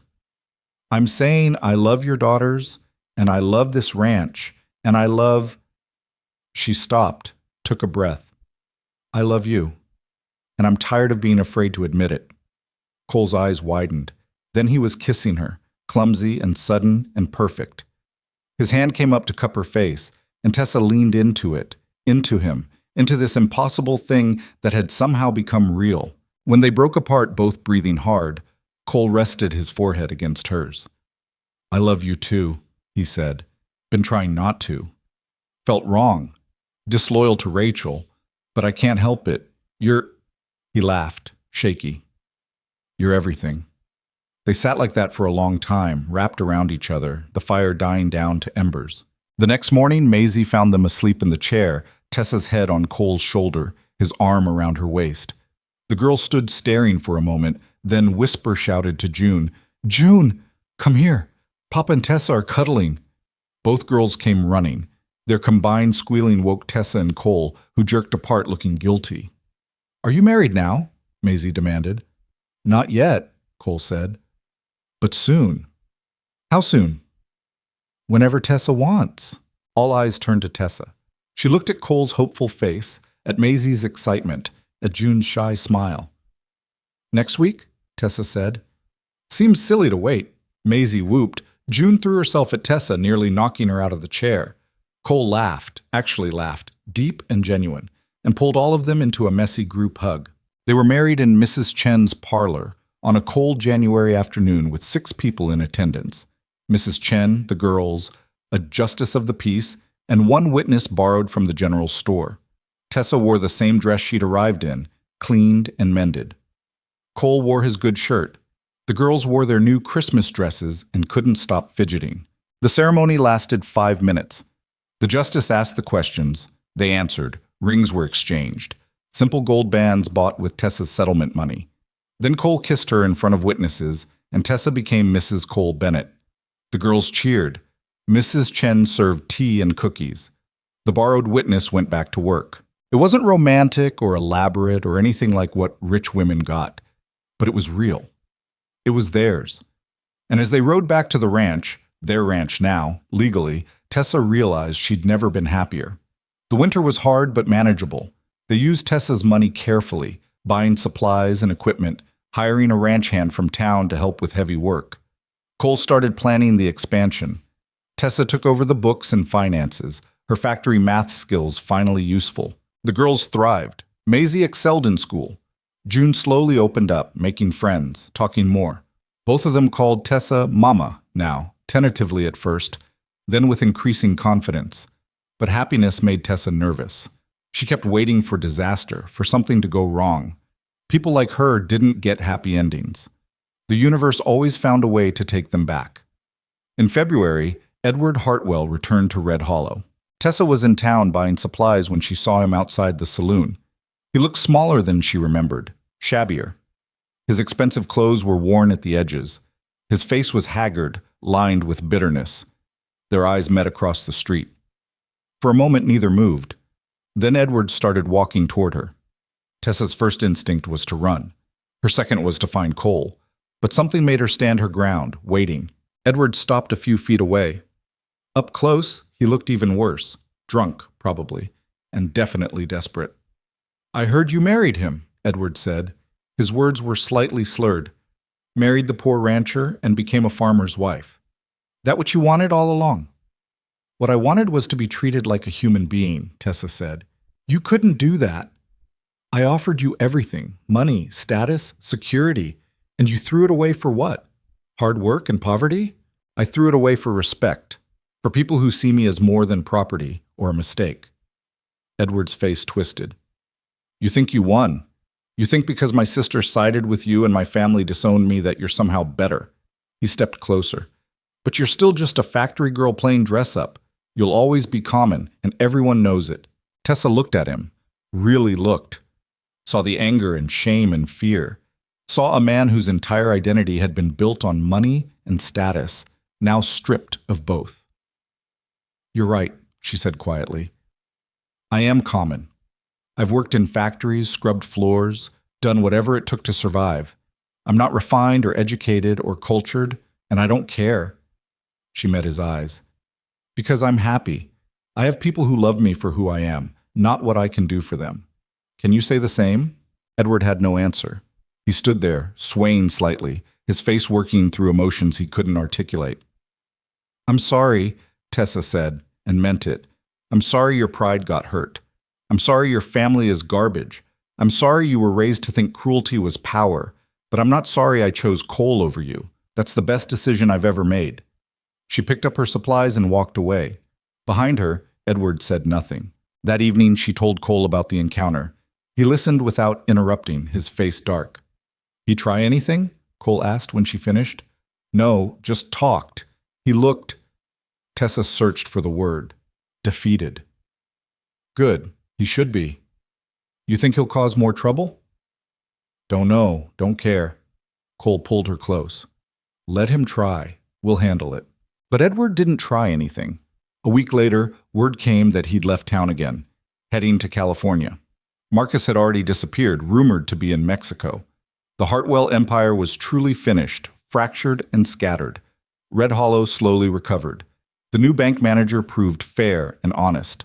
Other businesses changed hands. New families moved in. The town started feeling less like a place controlled by fear and more like a community. And through it all, the Bennett Ranch grew. They hired more help, bought more cattle, expanded the grazing land. Tessa proved surprisingly good at negotiation and planning. Cole was the muscle and experience. Together they made it work.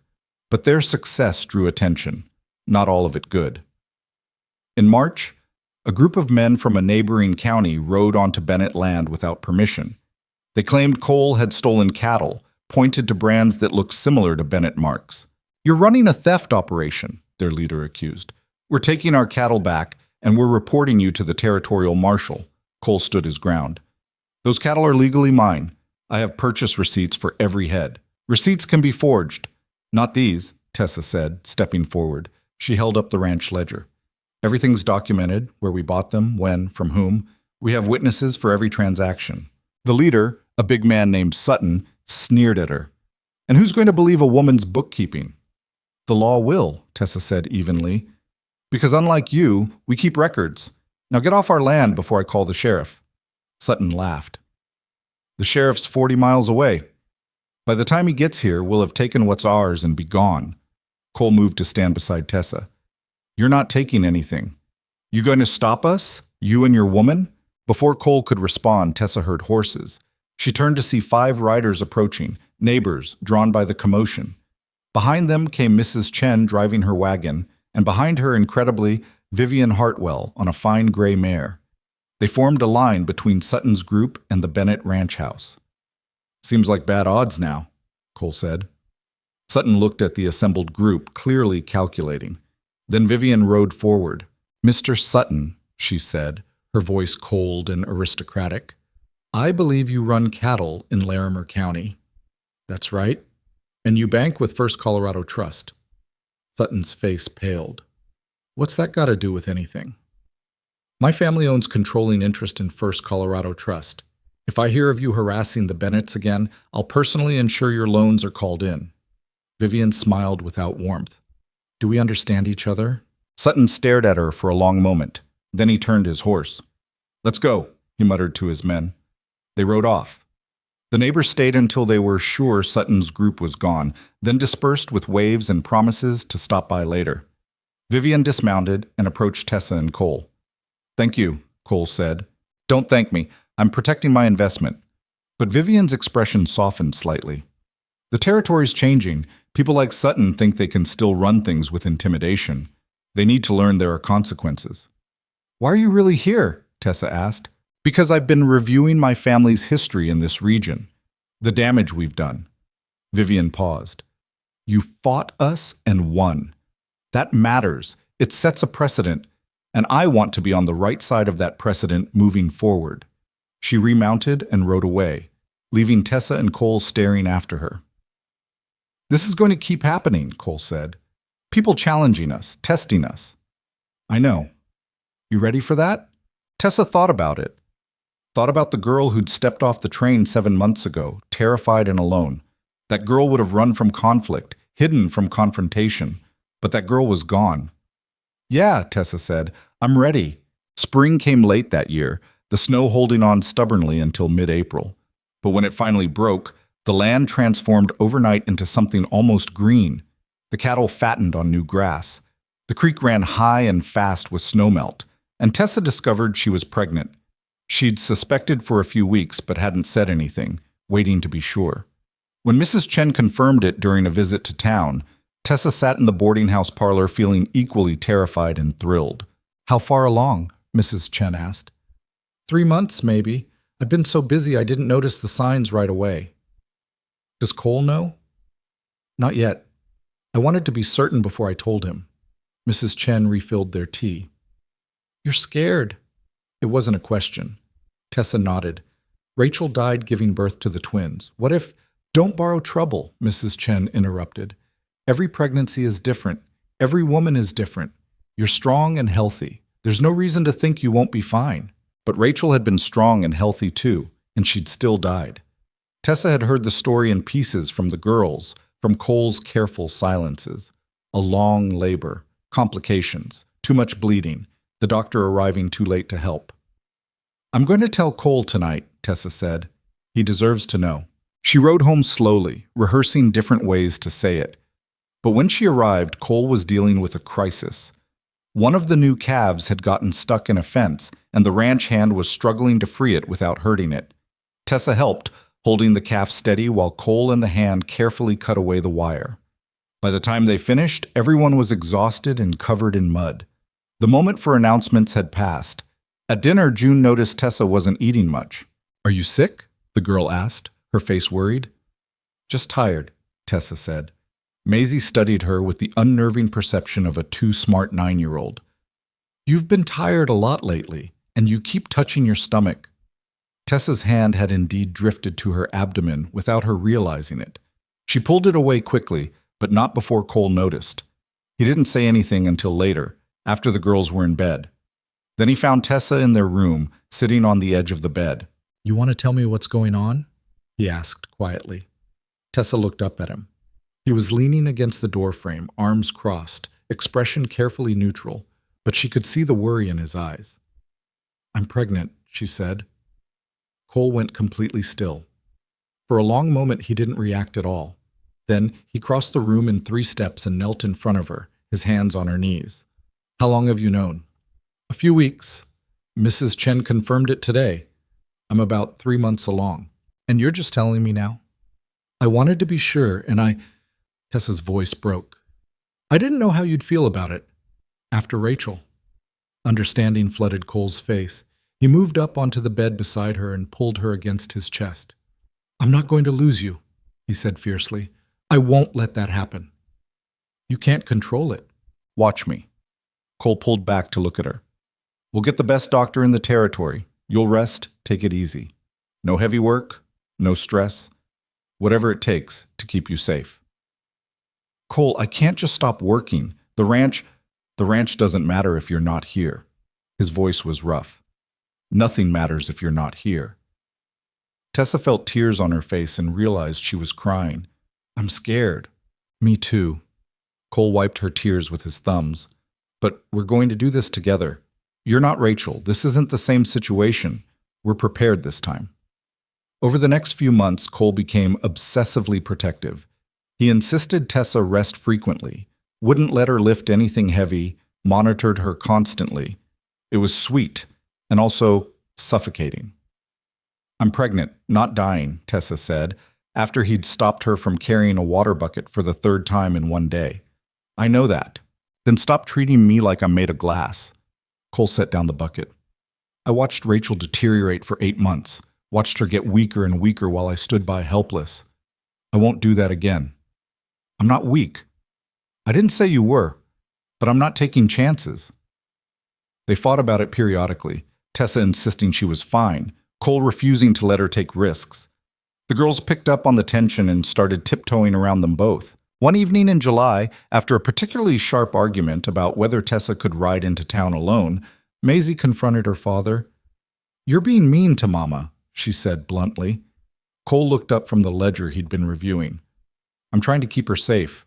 You're treating her like a child. She doesn't like it. That's between me and her. But it affects all of us, Maisie insisted. You're both unhappy, and it makes the whole house feel wrong.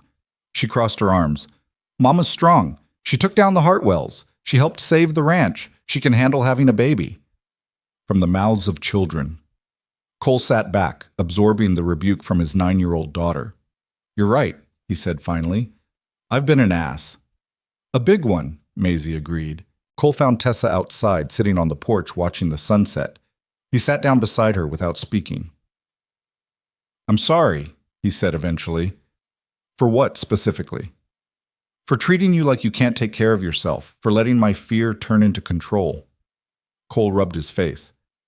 I keep seeing Rachel at the end, how small she looked, how scared, and I panic. I'm not Rachel, Tessa said gently. And you need to stop comparing this to that. Different woman, different pregnancy, different outcome. How can you be so sure? I can't. But I can choose not to live in fear of something that might not happen. She took his hand. I need you to trust me. Trust my body. Trust that I know my limits. Can you do that? Cole was quiet for a long time, then he nodded. I'll try. That's all I'm asking. Things got better after that. Cole pulled back on the hovering, though Tessa could tell it cost him. She made an effort to rest more, to ask for help when she needed it. They found a balance. But the pregnancy wasn't easy. Tessa was sick constantly through the 4th month. Her back ached, her feet swelled. She was exhausted all the time, but couldn't sleep comfortably. The Colorado heat made everything worse, and underneath it all was the constant low-level terror that something would go wrong. Mrs. Chen visited regularly, bringing herbal remedies and practical advice. My mother had 7 children, she said. She always said pregnancy was nature's way of preparing you for sleepless nights and constant worry. That's not comforting. It's not supposed to be. It's honest. Mrs. Chen handed her a cup of ginger tea. You'll survive this. Women have been doing it since the beginning of time. Some of them don't survive. Most of them do. You will too. The words helped a little, but every day brought new anxieties. Was the baby moving enough? Too much?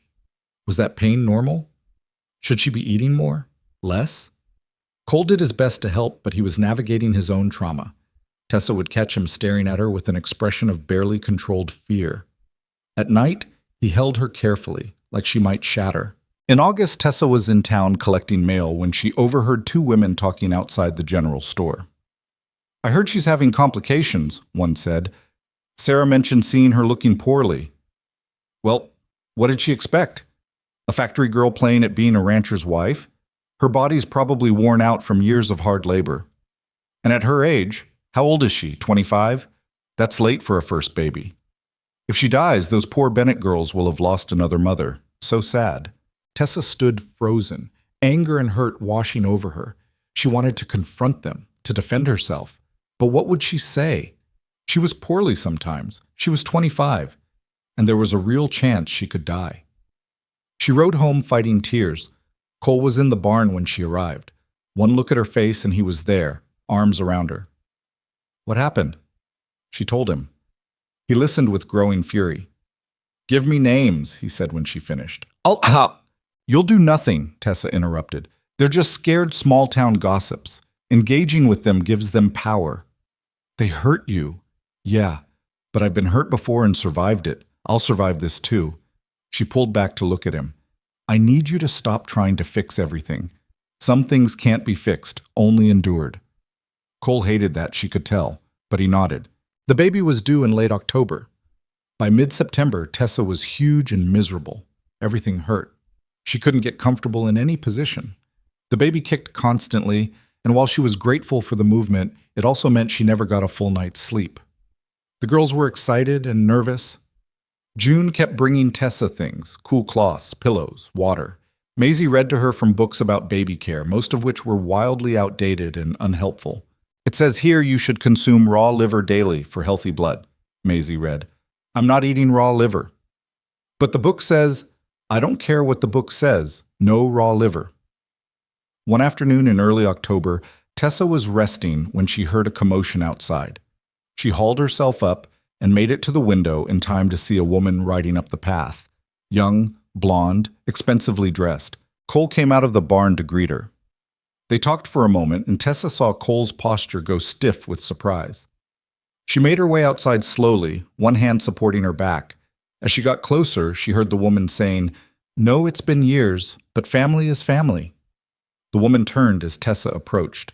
She had Cole's eyes, had to be a relative. You must be Tessa, the woman said. I'm Sarah, Cole's sister. Tessa had known Cole had family back east, but he'd never talked about them, never mentioned a sister. Sarah left for Boston 10 years ago, Cole said, his voice carefully neutral. What brings you back? I heard you remarried, wanted to meet your new wife. Sarah's eyes drifted to Tessa's belly. And congratulate you on the coming edition. There was something off about her tone. Too bright, too interested. Would you like to come inside? Tessa offered, because what else could she do? Over tea, Sarah explained she'd married well, had 3 children of her own, lived a comfortable life in Boston. She was in Colorado visiting friends and thought she'd stop by. It's been too long, she said. I've missed you, Cole. You could have written, Cole said. I did write. You never responded. You wrote once, when Rachel died. Your letter said sorry for your loss, 3 words, then nothing for 2 years. Sarah had the grace to look uncomfortable. I wasn't good at expressing emotion. Mother always said, Mother said a lot of things that turned out to be wrong, Cole cut her off. He stood up. If you'll excuse me, I have work to do. Tessa can show you around. He left. Tessa was alone with Sarah, who suddenly looked less confident. He's still angry, Sarah said. Seems like he has reason to be. I suppose he does. Sarah set down her cup. Our mother didn't approve of Rachel, thought Cole was marrying beneath himself. When I went along with it, stayed silent instead of defending them, Cole cut me off, said I was a coward. Were you? Sarah flinched. Yes. I was 18 and terrified of losing my inheritance, so I let Mother drive a wedge between me and my brother. By the time I tried to fix it, too much time had passed. And now you're here because Because I heard you were pregnant, and I know how Rachel's pregnancy ended. I thought... Sarah stopped. I thought maybe I could help, make amends somehow. Tessa studied this woman who'd let fear dictate her choices, who'd lost years with her brother over money and pride. She saw desperation there, and regret, and a genuine desire to fix what she'd broken. You can start by being honest with Cole, Tessa said. No more excuses. Just tell him you were wrong, and you're sorry. Sarah nodded. Can I stay for a few days? Get to know you and the girls? That's up to Cole. Cole, predictably, said no. But Maisie overheard the conversation and immediately declared that Aunt Sarah should stay, that they'd never had an aunt before, and wasn't family important. Cole couldn't argue with his own daughter parroting his values back at him. Sarah stayed. It was awkward at first. Cole barely spoke to his sister. Sarah tried too hard with everyone. The girls were suspicious but curious. And Tessa felt like a referee in a family drama she didn't fully understand. But slowly, things thawed. Sarah was good with the girls, patient and playful in a way that reminded Tessa of the best parts of childhood. She helped with cooking and cleaning without being asked. And she spent hours talking with Cole, working through years of resentment and hurt. One evening, Tessa found them on the porch together, sitting in the kind of comfortable silence that only comes from shared history. Thank you, Sarah said when she noticed Tessa, for letting me stay, for giving me a chance to fix this. Don't thank me. Thank Cole for being willing to listen. I am, Sarah said. Every day. 2 weeks before the baby was due, Tessa woke up in the middle of the night with pain radiating through her back. She lay still for a moment, trying to decide if this was it or just more of the false labor she'd been experiencing for days. Then her water broke. Cole, she said. Her voice came out strangled. Cole, wake up. He was instantly alert. Is it time? Yeah, it's time. Everything happened fast after that. Cole sent the ranch hand for the doctor and Mrs. Chen. Sarah took the girls to a neighbor's house, and Tessa labored through contractions that came harder and faster than she'd expected. The doctor arrived within an hour, a competent woman named Dr. Marsh, who'd been practicing in the territory for 15 years. She examined Tessa and pronounced everything normal. Could be hours yet, Dr. Marsh said. First babies usually take their time. But this baby had other ideas. The contractions intensified quickly, each one feeling like it would split Tessa in half. She gripped Cole's hand so hard she thought she might break his fingers. Breathe, he kept saying. Just breathe. I am breathing, Tessa snapped. It's not helping. Mrs. Chen arrived and immediately took control, getting hot water and clean towels, helping Tessa into a better position. Dr. Marsh monitored everything with calm efficiency. But as the labor progressed, complications emerged. The baby wasn't positioned right. The cord was tangled. Each push brought fresh pain and no progress. We might need to intervene, Dr. Marsh said quietly to Cole. Tessa heard it anyway. What does that mean?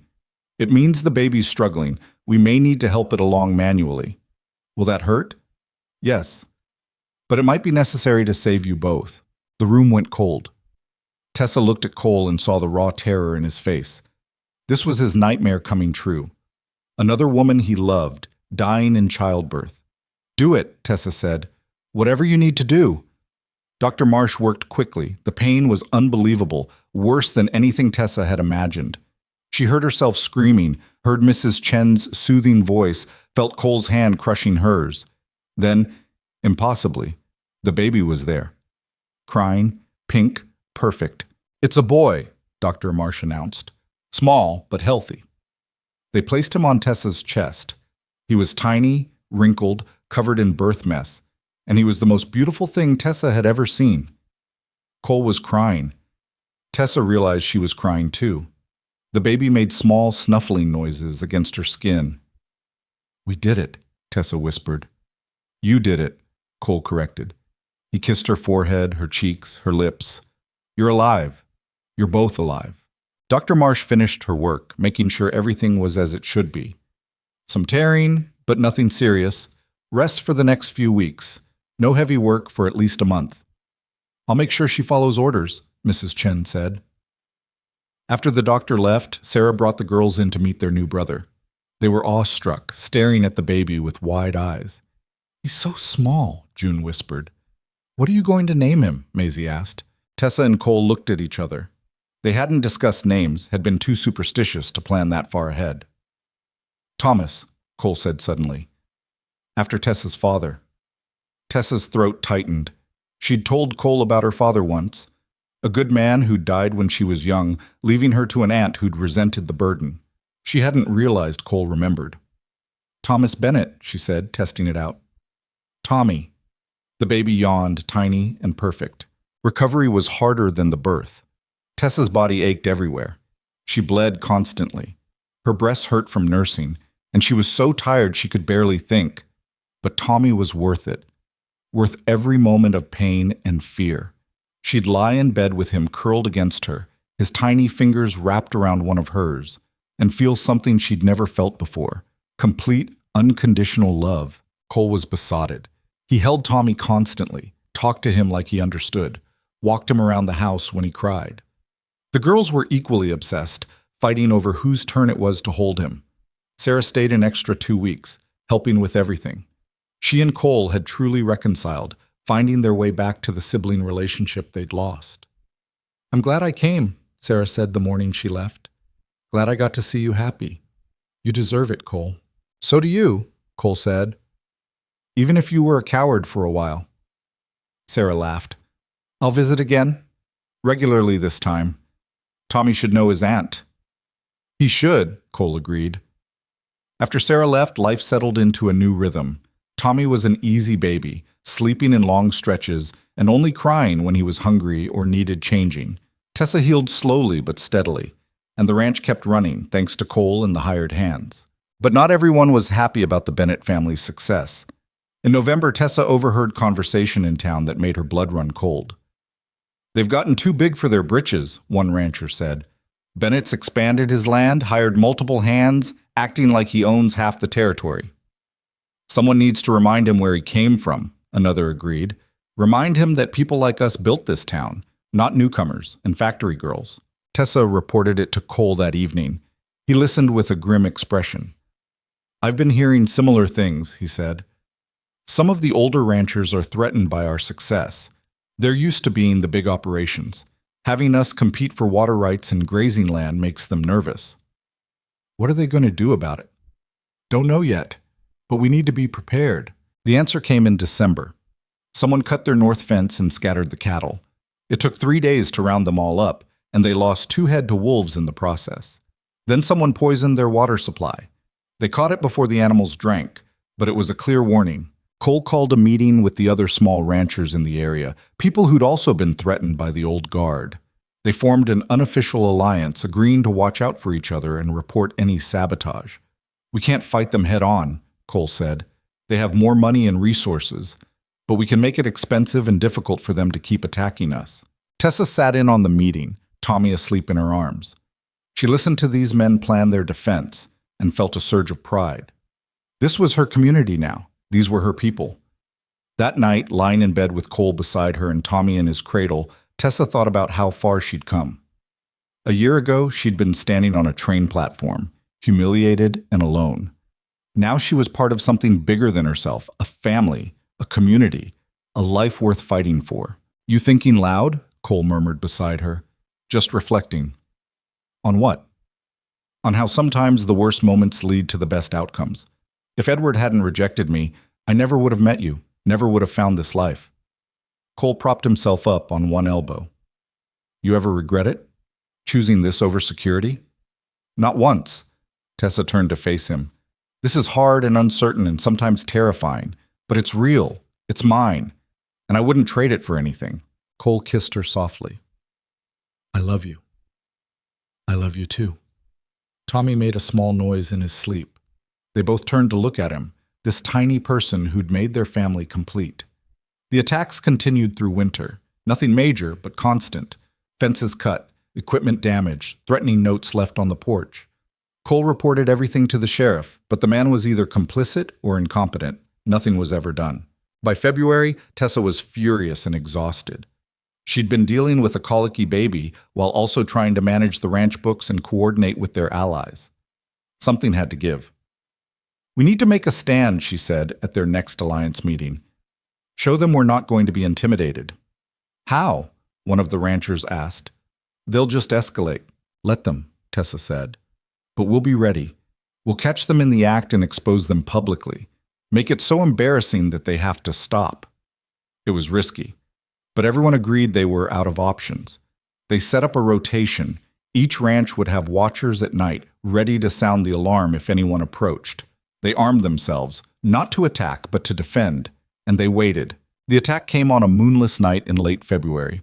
Tessa was awake with Tommy when she heard the signal. 3 sharp whistles from the hired hand on watch. She woke Cole immediately. He grabbed his rifle and ran outside. Tessa barricaded the girls in their room, then went to the window with her own rifle. In the darkness, she could see shapes moving near the barn. 4 men, maybe 5. They had torches. Cole and the ranch hands confronted them. There was shouting, threats. Then one of the intruders threw his torch at the barn. Cole shot it out of the air. The sound echoed across the property. The intruders froze. "Next shot won't be a warning," Cole called out. "And we've got witnesses documenting everything. Leave now or face federal charges for arson." The intruders ran. Cole's shot had woken the neighboring ranches, and men were coming from all directions. By the time they arrived, the would-be arsonists were long gone. But they'd left evidence: a dropped hat, boot prints, a torch with distinctive markings. Cole collected everything and rode to the territorial marshal's office the next morning. The marshal, unlike the local sheriff, was honest and thorough. He investigated, questioned suspects, built a case. Within 2 weeks, 3 men were arrested, all hands from the largest ranch in the county. The trial was quick. The evidence was overwhelming. The men were convicted of attempted arson and sentenced to 2 years in prison. Their employer, the head of the old guard, paid substantial fines and was publicly humiliated. His reputation never recovered. After that, the attack stopped. The message was clear. The Bennett family and their allies wouldn't be intimidated. They'd fight back, and they'd win. Spring came again, and with it a sense of peace Tessa hadn't felt in months. Tommy was growing, smiling now, grabbing at everything in reach. The girls were thriving in school. The ranch was profitable and stable. One afternoon, Tessa was in the garden planting vegetables when Mrs. Chen arrived unexpectedly. "I have news," Mrs. Chen said. "The territorial governor is establishing a program to help women traveling west without resources. They're looking for someone to run a shelter here in Red Hollow, someone who understands what it's like to arrive with nothing." Tessa sat back on her heels. "They want me?" "The governor's office contacted me asking for recommendations. I gave them your name. You don't have to accept, but I thought you should know the opportunity exists." Tessa thought about the girl she'd been, stepping off that train terrified and alone. Thought about all the women who'd come after her, facing the same uncertainty and fear. "I'll think about it," she said. That evening, she discussed it with Cole. He listened carefully. "It's important work," he said, "but it would take time away from the ranch, from us." "I know, but maybe it's something I need to do. Give back what was given to me." Cole nodded slowly. "Then do it. We'll figure out the logistics." Tessa started small, converting an unused building in town into a temporary shelter. She funded it with what remained of her settlement money and donations from the community. Women started coming, some fleeing bad situations, others just needing a place to land while they figured out their next steps. Tessa gave them what she'd been given: safety, time, options. No judgment, no pressure, just a chance to breathe and plan. The work was exhausting, but fulfilling. And slowly, Red Hollow changed. More women stayed, more families formed. The town grew stronger, more diverse, less controlled by fear and old money. By the time Tommy turned 1, Tessa had helped 30 women find their footing. Some stayed in Red Hollow, others moved on. But all of them left with more than they'd arrived with: hope, resources, the knowledge that they weren't alone. On Tommy's first birthday, they had a party at the ranch. The girls made decorations. Mrs. Chen brought cake. Sarah came from Boston with her family. The neighboring ranchers and their families attended. Even Vivian Hartwell sent a gift, a substantial donation to the women's shelter. As Tessa looked around at everyone gathered, at the life she'd built from the ashes of rejection and humiliation, she felt overwhelmed with gratitude. Cole found her alone for a moment. Tommy balanced on her hip. "You happy?" he asked. "Yeah," Tessa said. "I really am." "Good, because I am too." Cole put his arms around both of them. "You've built something amazing here, not just our family, but this whole community." "We built it," Tessa corrected, "all of us together." They stood like that for a moment, watching their daughters play with the neighbor children, listening to the laughter and conversation filling their home. This was what she'd been looking for all those months ago when she'd answered Edward Hartwell's advertisement. Not wealth or security or even love, necessarily, but belonging. A place where she mattered, where her work meant something, where she could make a difference. She'd found it in the last place she'd expected, in a struggling ranch with a broken family, in the middle of nowhere, Colorado. And she'd found it by refusing to give up, even when everything seemed impossible. 5 years passed like water through fingers, fast when you weren't paying attention, slow when you tried to hold on to specific moments. Tommy grew from a baby into a wild-haired boy who asked endless questions and followed his sisters everywhere. Maisie turned 14 and started talking about becoming a lawyer, which both thrilled and terrified Cole. June, quieter but no less determined, discovered she had a gift for numbers and spent hours helping Tessa with the ranch accounts. The shelter Tessa had started expanded into something bigger than she'd imagined. What began as one small building became 3, then a network of safe houses across 2 counties. Women came from as far as Wyoming and New Mexico, drawn by word-of-mouth stories about the place where you could start over without judgment. Tessa ran it with the same practical stubbornness she'd brought to everything else. No nonsense, no pity, just honest help and clear options. Some mornings she woke up exhausted from the weight of other people's problems. But then she'd remember standing on that train platform with nowhere to go, and the exhaustion didn't seem important anymore. The ranch prospered in ways that felt almost unreal. They'd expanded to nearly 300 head of cattle, hired 4 full-time hands, and built a new barn that didn't leak when it rained. Cole had proven himself a shrewd businessman, forming partnerships with other small ranchers and negotiating better prices for their combined herds. The old guard that had once tried to destroy them now begrudgingly respected them, or at least knew better than to cross them again. But success brought its own complications. On a hot July afternoon, Tessa was in the shelter's main office, reviewing applications when a woman walked in who made her freeze mid-sentence. She was maybe 30, well-dressed, but with the haunted look Tessa had learned to recognize. Someone running from something they couldn't name yet. "I'm looking for Tessa Bennett," the woman said. "That's me." "My name is Caroline Hartwell." She paused, watching for Tessa's reaction. "Edward's widow." Tessa set down her pen carefully. "I didn't know Edward had married.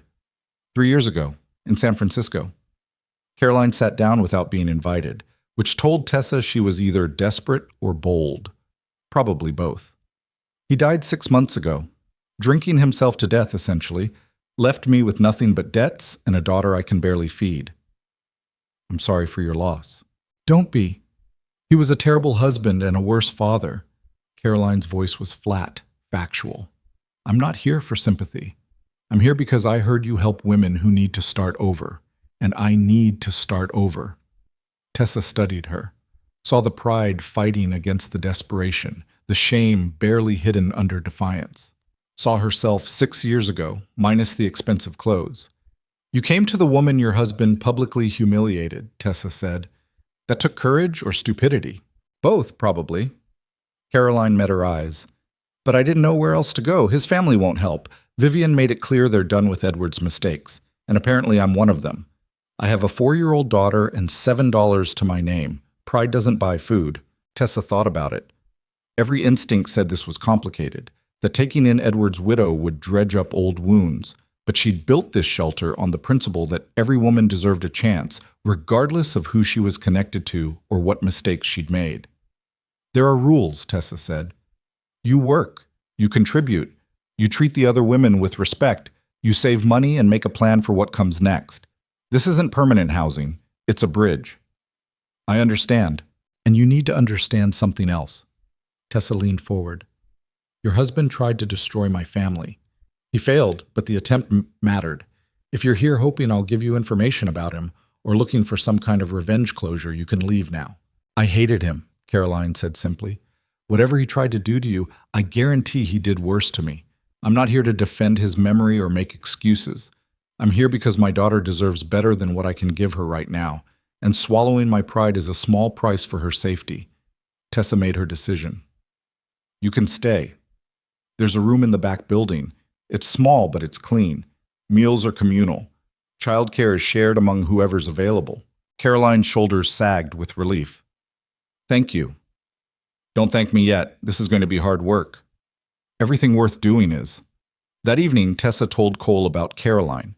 He listened with his usual quiet attention, then said, You sure about this? No, but I'm sure about the principal, and I'm sure that little girl didn't choose her father. Fair enough. Cole was quiet for a moment. You ever wonder what happened to Edward? Before he died, I mean. Sometimes. Mostly I hope he found some peace, though I doubt he did. Tessa paused. Hate's exhausting. I spent enough years being angry at people who hurt me. Don't want to waste more time on it. Cole pulled her close. You're a better person than most. I'm a practical person. There's a difference. Over the next few weeks, Caroline proved herself. She worked harder than anyone, helping with cooking, cleaning, and administrative tasks. Her daughter, Emma, was shy and watchful, the kind of child who'd learned early that the world wasn't safe. June took her under her wing with surprising gentleness, teaching her to read and showing her how to feed the chickens. One afternoon, Tessa found Caroline crying in the shelter kitchen. She'd just received word that Edward's debts were bigger than she'd known, and creditors were threatening legal action. I can't pay them, Caroline said, wiping her eyes angrily. I have nothing. They'll probably try to take Emma, claim I'm an unfit mother because I can't provide. Tessa knew that fear, had lived it herself in different ways. Let me talk to someone. She reached out to Vivian Hartwell, who'd become an unlikely ally over the years. They met in Red Hollow 2 days later. Edward's debts aren't Caroline's responsibility, Vivian said after hearing the situation. California law is clear on that, but the creditors are being aggressive because they know she's vulnerable. Can you help?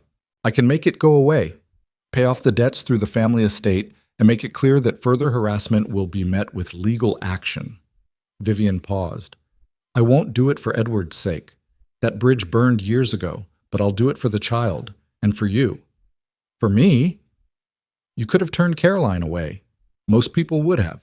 Instead, you helped her, despite everything Edward did to you. Vivian's expression softened slightly. That kind of character is rare. It deserves support. The debts were settled. Caroline broke down crying when Tessa told her, huge gasping sobs of relief and gratitude. Emma watched her mother with worried eyes until June distracted her with a game. I don't know how to repay you, Caroline said when she could speak again. Pay it forward, Tessa said. Help the next woman who comes through here scared and alone. That's all the repayment I need. But Caroline did more than that. She stayed at the shelter, not as a guest, but as staff. She had education. Edward's money had bought, and skills in bookkeeping and administration that the shelter desperately needed. Within 6 months, she'd reorganized their entire system, making it more efficient and helping them serve twice as many women with the same resources. You're good at this, Tessa said one day, as they reviewed the monthly reports. I'm good at surviving, Caroline corrected. Same as you. We just had different paths to get here. That summer, the territorial governor visited Red Hollow to tour the shelter.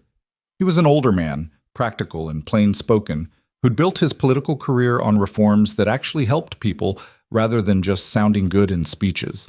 He spent 3 hours talking to the women, hearing their stories, reviewing the operations. When he finished, he met with Tessa in private.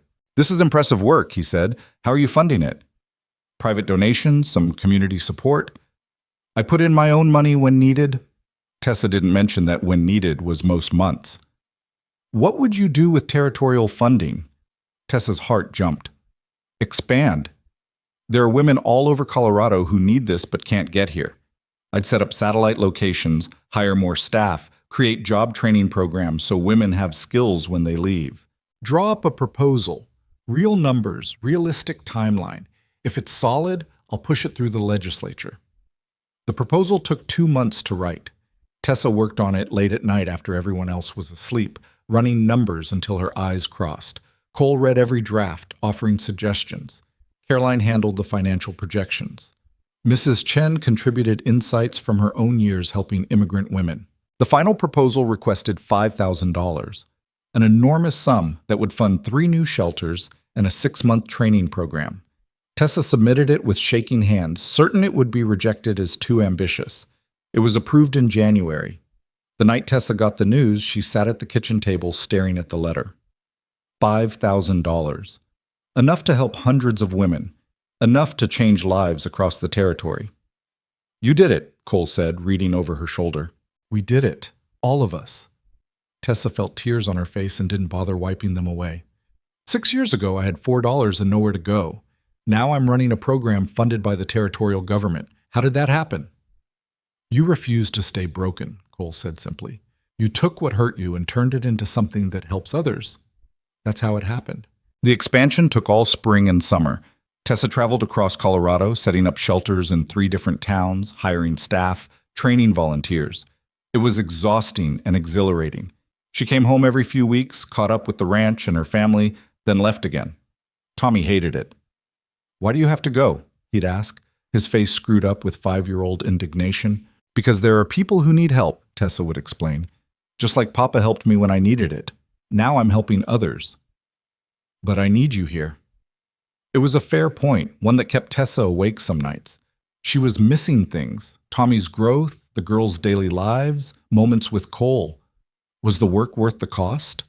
She asked Cole about it during one of her brief visits home. "You think I'm being selfish, choosing this work over being here?" Cole considered the question seriously. "I think you're doing what you're called to do. And I think our kids are learning that sometimes doing what matters means making sacrifices." He pulled her close. "I miss you when you're gone. The kids miss you. But we're proud of you too. Both things can be true." In September, Maisie came to Tessa with an announcement. She was 15 now, sharp as a blade and twice as fierce. "I want to work at the shelter," she said. "Help with intake, maybe teach some of the younger women to read. I'm old enough." Tessa's first instinct was to say no. Maisie was still a child, still needed protecting. But then she looked at her daughter, this girl who'd lost her mother, survived poverty and fear, watched Tessa fight the Hartwells and win. Maisie wasn't fragile. She'd never been fragile. "1 day a week," Tessa said, "after school, and if your grades slip, you stop immediately." Maisie's face lit up. "Deal." Watching Maisie work with the shelter women was humbling. She had a directness that put people at ease, a refusal to judge that came from seeing her own family struggle. Women opened up to her, shared stories they'd kept hidden, and Maisie listened with a maturity that made Tessa's chest ache with pride. June, meanwhile, had become indispensable with the ranch finances. At 13, she could spot errors in ledgers that Cole missed, negotiate prices with suppliers, and project profit margins for the coming year. She did it all quietly, without fuss, the same way she did everything. "You're going to run this ranch someday," Cole told her one evening. June looked up from the account she was reviewing. "What about Tommy? Tommy's going to do whatever Tommy wants to do. But you have the head for this, the patience and the mind." Cole paused. "If you want it, it's yours." June's face transformed with a smile rare enough to be precious. "I want it." Tommy, still young enough to be uncomplicated, announced he wanted to be a cowboy who also ran a restaurant and possibly fought bears on weekends. Tessa decided not to crush those dreams just yet. In October, Vivian Hartwell visited the ranch unexpectedly. She'd aged gracefully in the past 6 years, her hair gone silver, but her spine still steel-straight. "I have news," she said without preamble. "The family is establishing a foundation, education, business loans, housing assistance, focused on helping women and families recover from economic hardship." "That's generous," Tessa said carefully. "It's overdue." Vivian's expression was complicated. "My family built wealth on other people's suffering. We can't undo that, but we can try to balance the scales." She paused. "We'd like you to sit on the board. Your experience and perspective would be invaluable." Tessa blinked. "You want me on the board of the Hartwell Foundation?" I want someone who understands what it's like to have nothing and who's proven they know how to help others escape that situation. Vivian met her eyes. You turned rejection into purpose. That's exactly the mindset we need. Tessa accepted, partly because the foundation could do enormous good, and partly because the symmetry was too perfect. The family that had tried to destroy her was now asking her to help guide their redemption. At the first board meeting, held in a Denver hotel that cost more per night than Tessa used to make in a month, she sat at a polished table with business leaders and politicians. They discussed funding priorities, grant applications, success metrics. When it was Tessa's turn to speak, she kept it simple. I think we should focus on women who've been abandoned or rejected by families, by husbands, by systems that were supposed to protect them. Give them not just money, but time and space to figure out who they are without the crisis. That's what saved me. That's what we need to offer others. The room was quiet. Then the foundation director nodded. That's the heart of what we should be doing. Let's build the programs around that principle. Walking out of that meeting, Tessa felt the weight of how far she'd come. From a woman rejected on a train platform to someone shaping policy that would affect thousands of lives. It was almost too much to process. That evening, she called Cole from her hotel room. How'd it go? He asked. Surreal. I'm sitting on a board with people who have more money than I can imagine, and they're actually listening to me. Of course they are. You know what you're talking about. I'm a factory girl from Cleveland who got lucky. You're a woman who survived everything life threw at her and decided to use that experience to help others, Cole corrected. Stop underselling yourself. Tessa smiled. I love you. Love you too. Come home soon. By the time Tommy turned 6, the shelter network had expanded to 7 locations across 3 territories. Tessa had trained 24 staff members, helped nearly 500 women, and become a recognized voice in territorial politics on issues affecting women and families. But success came with scrutiny. A newspaper in Denver ran a profile that was half admiration, half condescension, praising her work while constantly reminding readers of her humble origins and unlikely rise. The article included details about her rejection by Edward Hartwell, framing it as the catalyst for everything that followed. Tessa hated it, hated having her worst moment paraded as inspiration, hated the implication that she should be grateful for humiliation because it led to purpose. They make it sound like Edward did me a favor, she told Mrs. Chen angrily, like his cruelty was somehow necessary for my growth. People love redemption stories, Mrs. Chen said. They love the idea that suffering has meaning, makes them feel better about the world. But it's not true. The suffering wasn't necessary. I could have had the same purpose, the same drive, without being destroyed first. Tessa paused. I built this despite what happened to me, not because of it. Then say that, publicly. Tessa wrote a response to the newspaper that they published in full. In it, she pushed back against the narrative of redemptive suffering, arguing that no one should have to be broken to find their purpose. She talked about the women she'd helped who hadn't been humiliated publicly, but needed support just as much. She ended by saying that her work wasn't about redemption, it was about refusing to let cruelty win. The response to her letter was overwhelming. Women wrote to her from across the country, sharing their own stories of rejection and survival. Some thanked her for naming what they'd felt but couldn't articulate. Others disagreed, arguing that their suffering had made them stronger. Tessa understood both perspectives. Suffering had changed her, certainly, had taught her things about resilience and empathy she might not have learned otherwise. But she also knew that she'd paid too high a price for those lessons, and so had countless others. One evening in early spring, 7 years after that train platform, Tessa sat on her porch watching the sun drop behind the mountains. The ranch spread out before her, solid and prosperous. In the house behind her, she could hear her family, Cole reading to Tommy, the girls arguing about something trivial, the comfortable noise of people who belonged together. She thought about the girl who'd stood on that platform with $4 and nowhere to go. Thought about how terrified she'd been, how certain she was that her life was over. That girl couldn't have imagined this. The family, the work, the impact. Couldn't have imagined turning pain into purpose, rejection into strength. But here it was. All of it. Real and imperfect and beautiful. Cole came out and sat beside her. What are you thinking about? Everything? Nothing. Tessa leaned against him. How we got here? Long road, Cole said. Worth it, though. Every mile. They sat in comfortable silence as darkness crept across the land. Inside, Tommy shrieked with laughter about something. Maisie shushed him, then laughed herself. June's quieter voice joined in. You ever wonder what would have happened if Edward had accepted you that day? Cole asked. If he'd gone through with the marriage? Tessa considered it. I'd probably be miserable in a big house somewhere, playing a role I was never suited for. Our kids wouldn't exist. This shelter wouldn't exist. None of this would exist. You think everything happens for a reason? No. I think terrible things happen for no reason, and then we decide what to do about them. Tessa looked at him. Edward's cruelty wasn't destiny, it was just cruelty. But what I built after, that was choice. My choice, and yours, and everyone else who helped. Cole absorbed that. I like that better than fate. Me too. A month later, Tessa received a letter from Caroline. She'd left the shelter the previous year, having saved enough to rent a small house in town. The letter was brief, but its content made Tessa sit down heavily. Edward had left a journal. Caroline had found it while sorting through his remaining possessions. In it, he'd written extensively about his regrets, about the cruelty that had defined his life, the opportunities he'd wasted, the people he'd hurt. He'd written about Tessa specifically, about how rejecting her had been the worst decision he'd ever made. Not because she would have been a good wife, but because the cruelty of that rejection had poisoned something in him that never healed.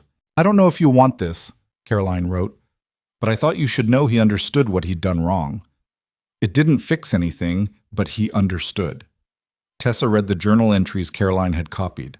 They were rambling, often maudlin, clearly written by someone drowning in regret and alcohol. But they were also honest in a way Edward had never been in life. She felt strange reading them. Not vindicated, not satisfied, just sad. Sad that Edward had lived his whole life trapped in pride and cruelty. Sad that he'd died before finding any peace. Sad that so many people's suffering, including his own, could have been avoided if he'd just learned to be kind. She burned the pages after reading them. Whatever Edward's regrets had been, they were his burden to carry. She'd moved beyond him years ago. That summer, the shelter celebrated its 7th anniversary. They held a gathering in Red Hollow with all the women who'd passed through over the years, nearly 600 of them now. Some had traveled from 3 territories away to attend. Tessa stood before them, looking at all these faces, saw mothers with their children, women who'd gone on to start businesses, or go to school, or simply build stable lives. Saw the network they'd created, women helping women, strangers becoming family. When I started this, Tessa said, I thought I was creating a shelter, a place for people to sleep while they figured out what came next. But it became something bigger than that. It became proof that we don't have to accept the stories other people write about us, that we can take the worst moments of our lives and turn them into something that matters. She paused, looking out at the crowd. Every one of you was told by someone, at some point, that you weren't enough.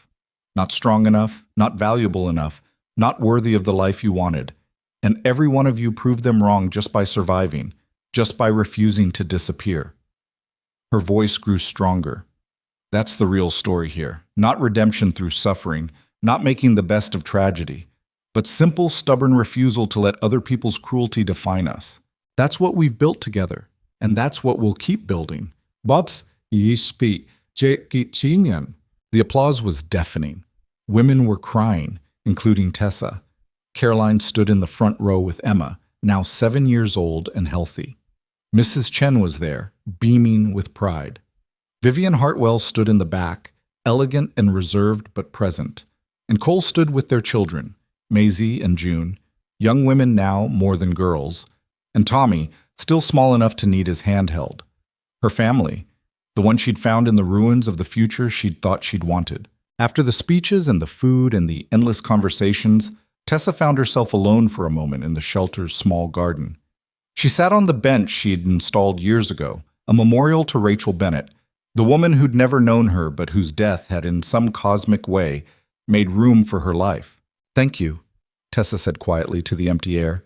She wasn't sure who she was thanking, Rachel maybe, or fate, or just the strange series of accidents that had brought her here. But the gratitude was real and needed saying. Mama? June appeared beside her. They're asking for you inside. I'll be there in a minute. June sat down instead of leaving. Are you okay? Yeah, baby, just thinking. About what? Tessa considered how to explain it. About how sometimes the road that breaks your heart is the very road that leads you home. June tilted her head, processing this. Then she said, I'm glad the road led you to us. Me too. They sat together in the garden as the party continued inside. Through the window, Tessa could see women laughing, children playing, the community they'd built, could see Cole talking with the other ranchers, Tommy climbing on his shoulders, Maisie holding court with a group of younger women. This was her life. Messy and loud and absolutely perfect in its imperfection. Built from rejection and hardship and the stubborn refusal to give up. Built by choosing, every single day, to turn pain into purpose and fear into strength. The Colorado sun set behind the mountains, painting the sky in shades of gold and crimson.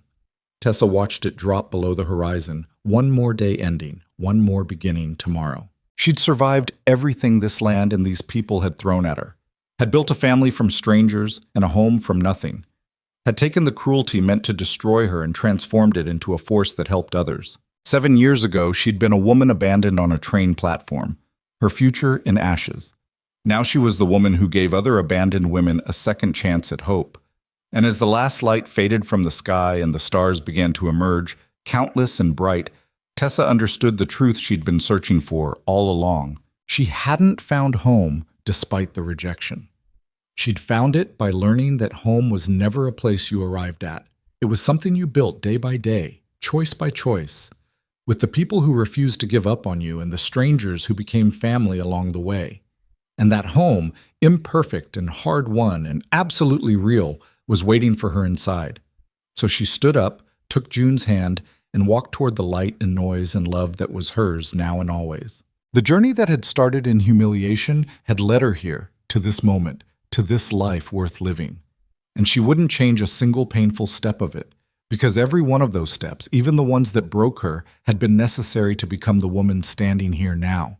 Strong enough to help others, brave enough to keep fighting, whole enough to know that she'd always been enough, even when the world tried to convince her otherwise. That was the real victory. Not wealth or recognition or revenge, but the quiet certainty that she'd taken the worst thing that ever happened to her and refused to let it have the final word. She'd written her own ending instead, and it was better than anything she could have imagined standing on that platform 7 years ago, terrified and alone. So much better.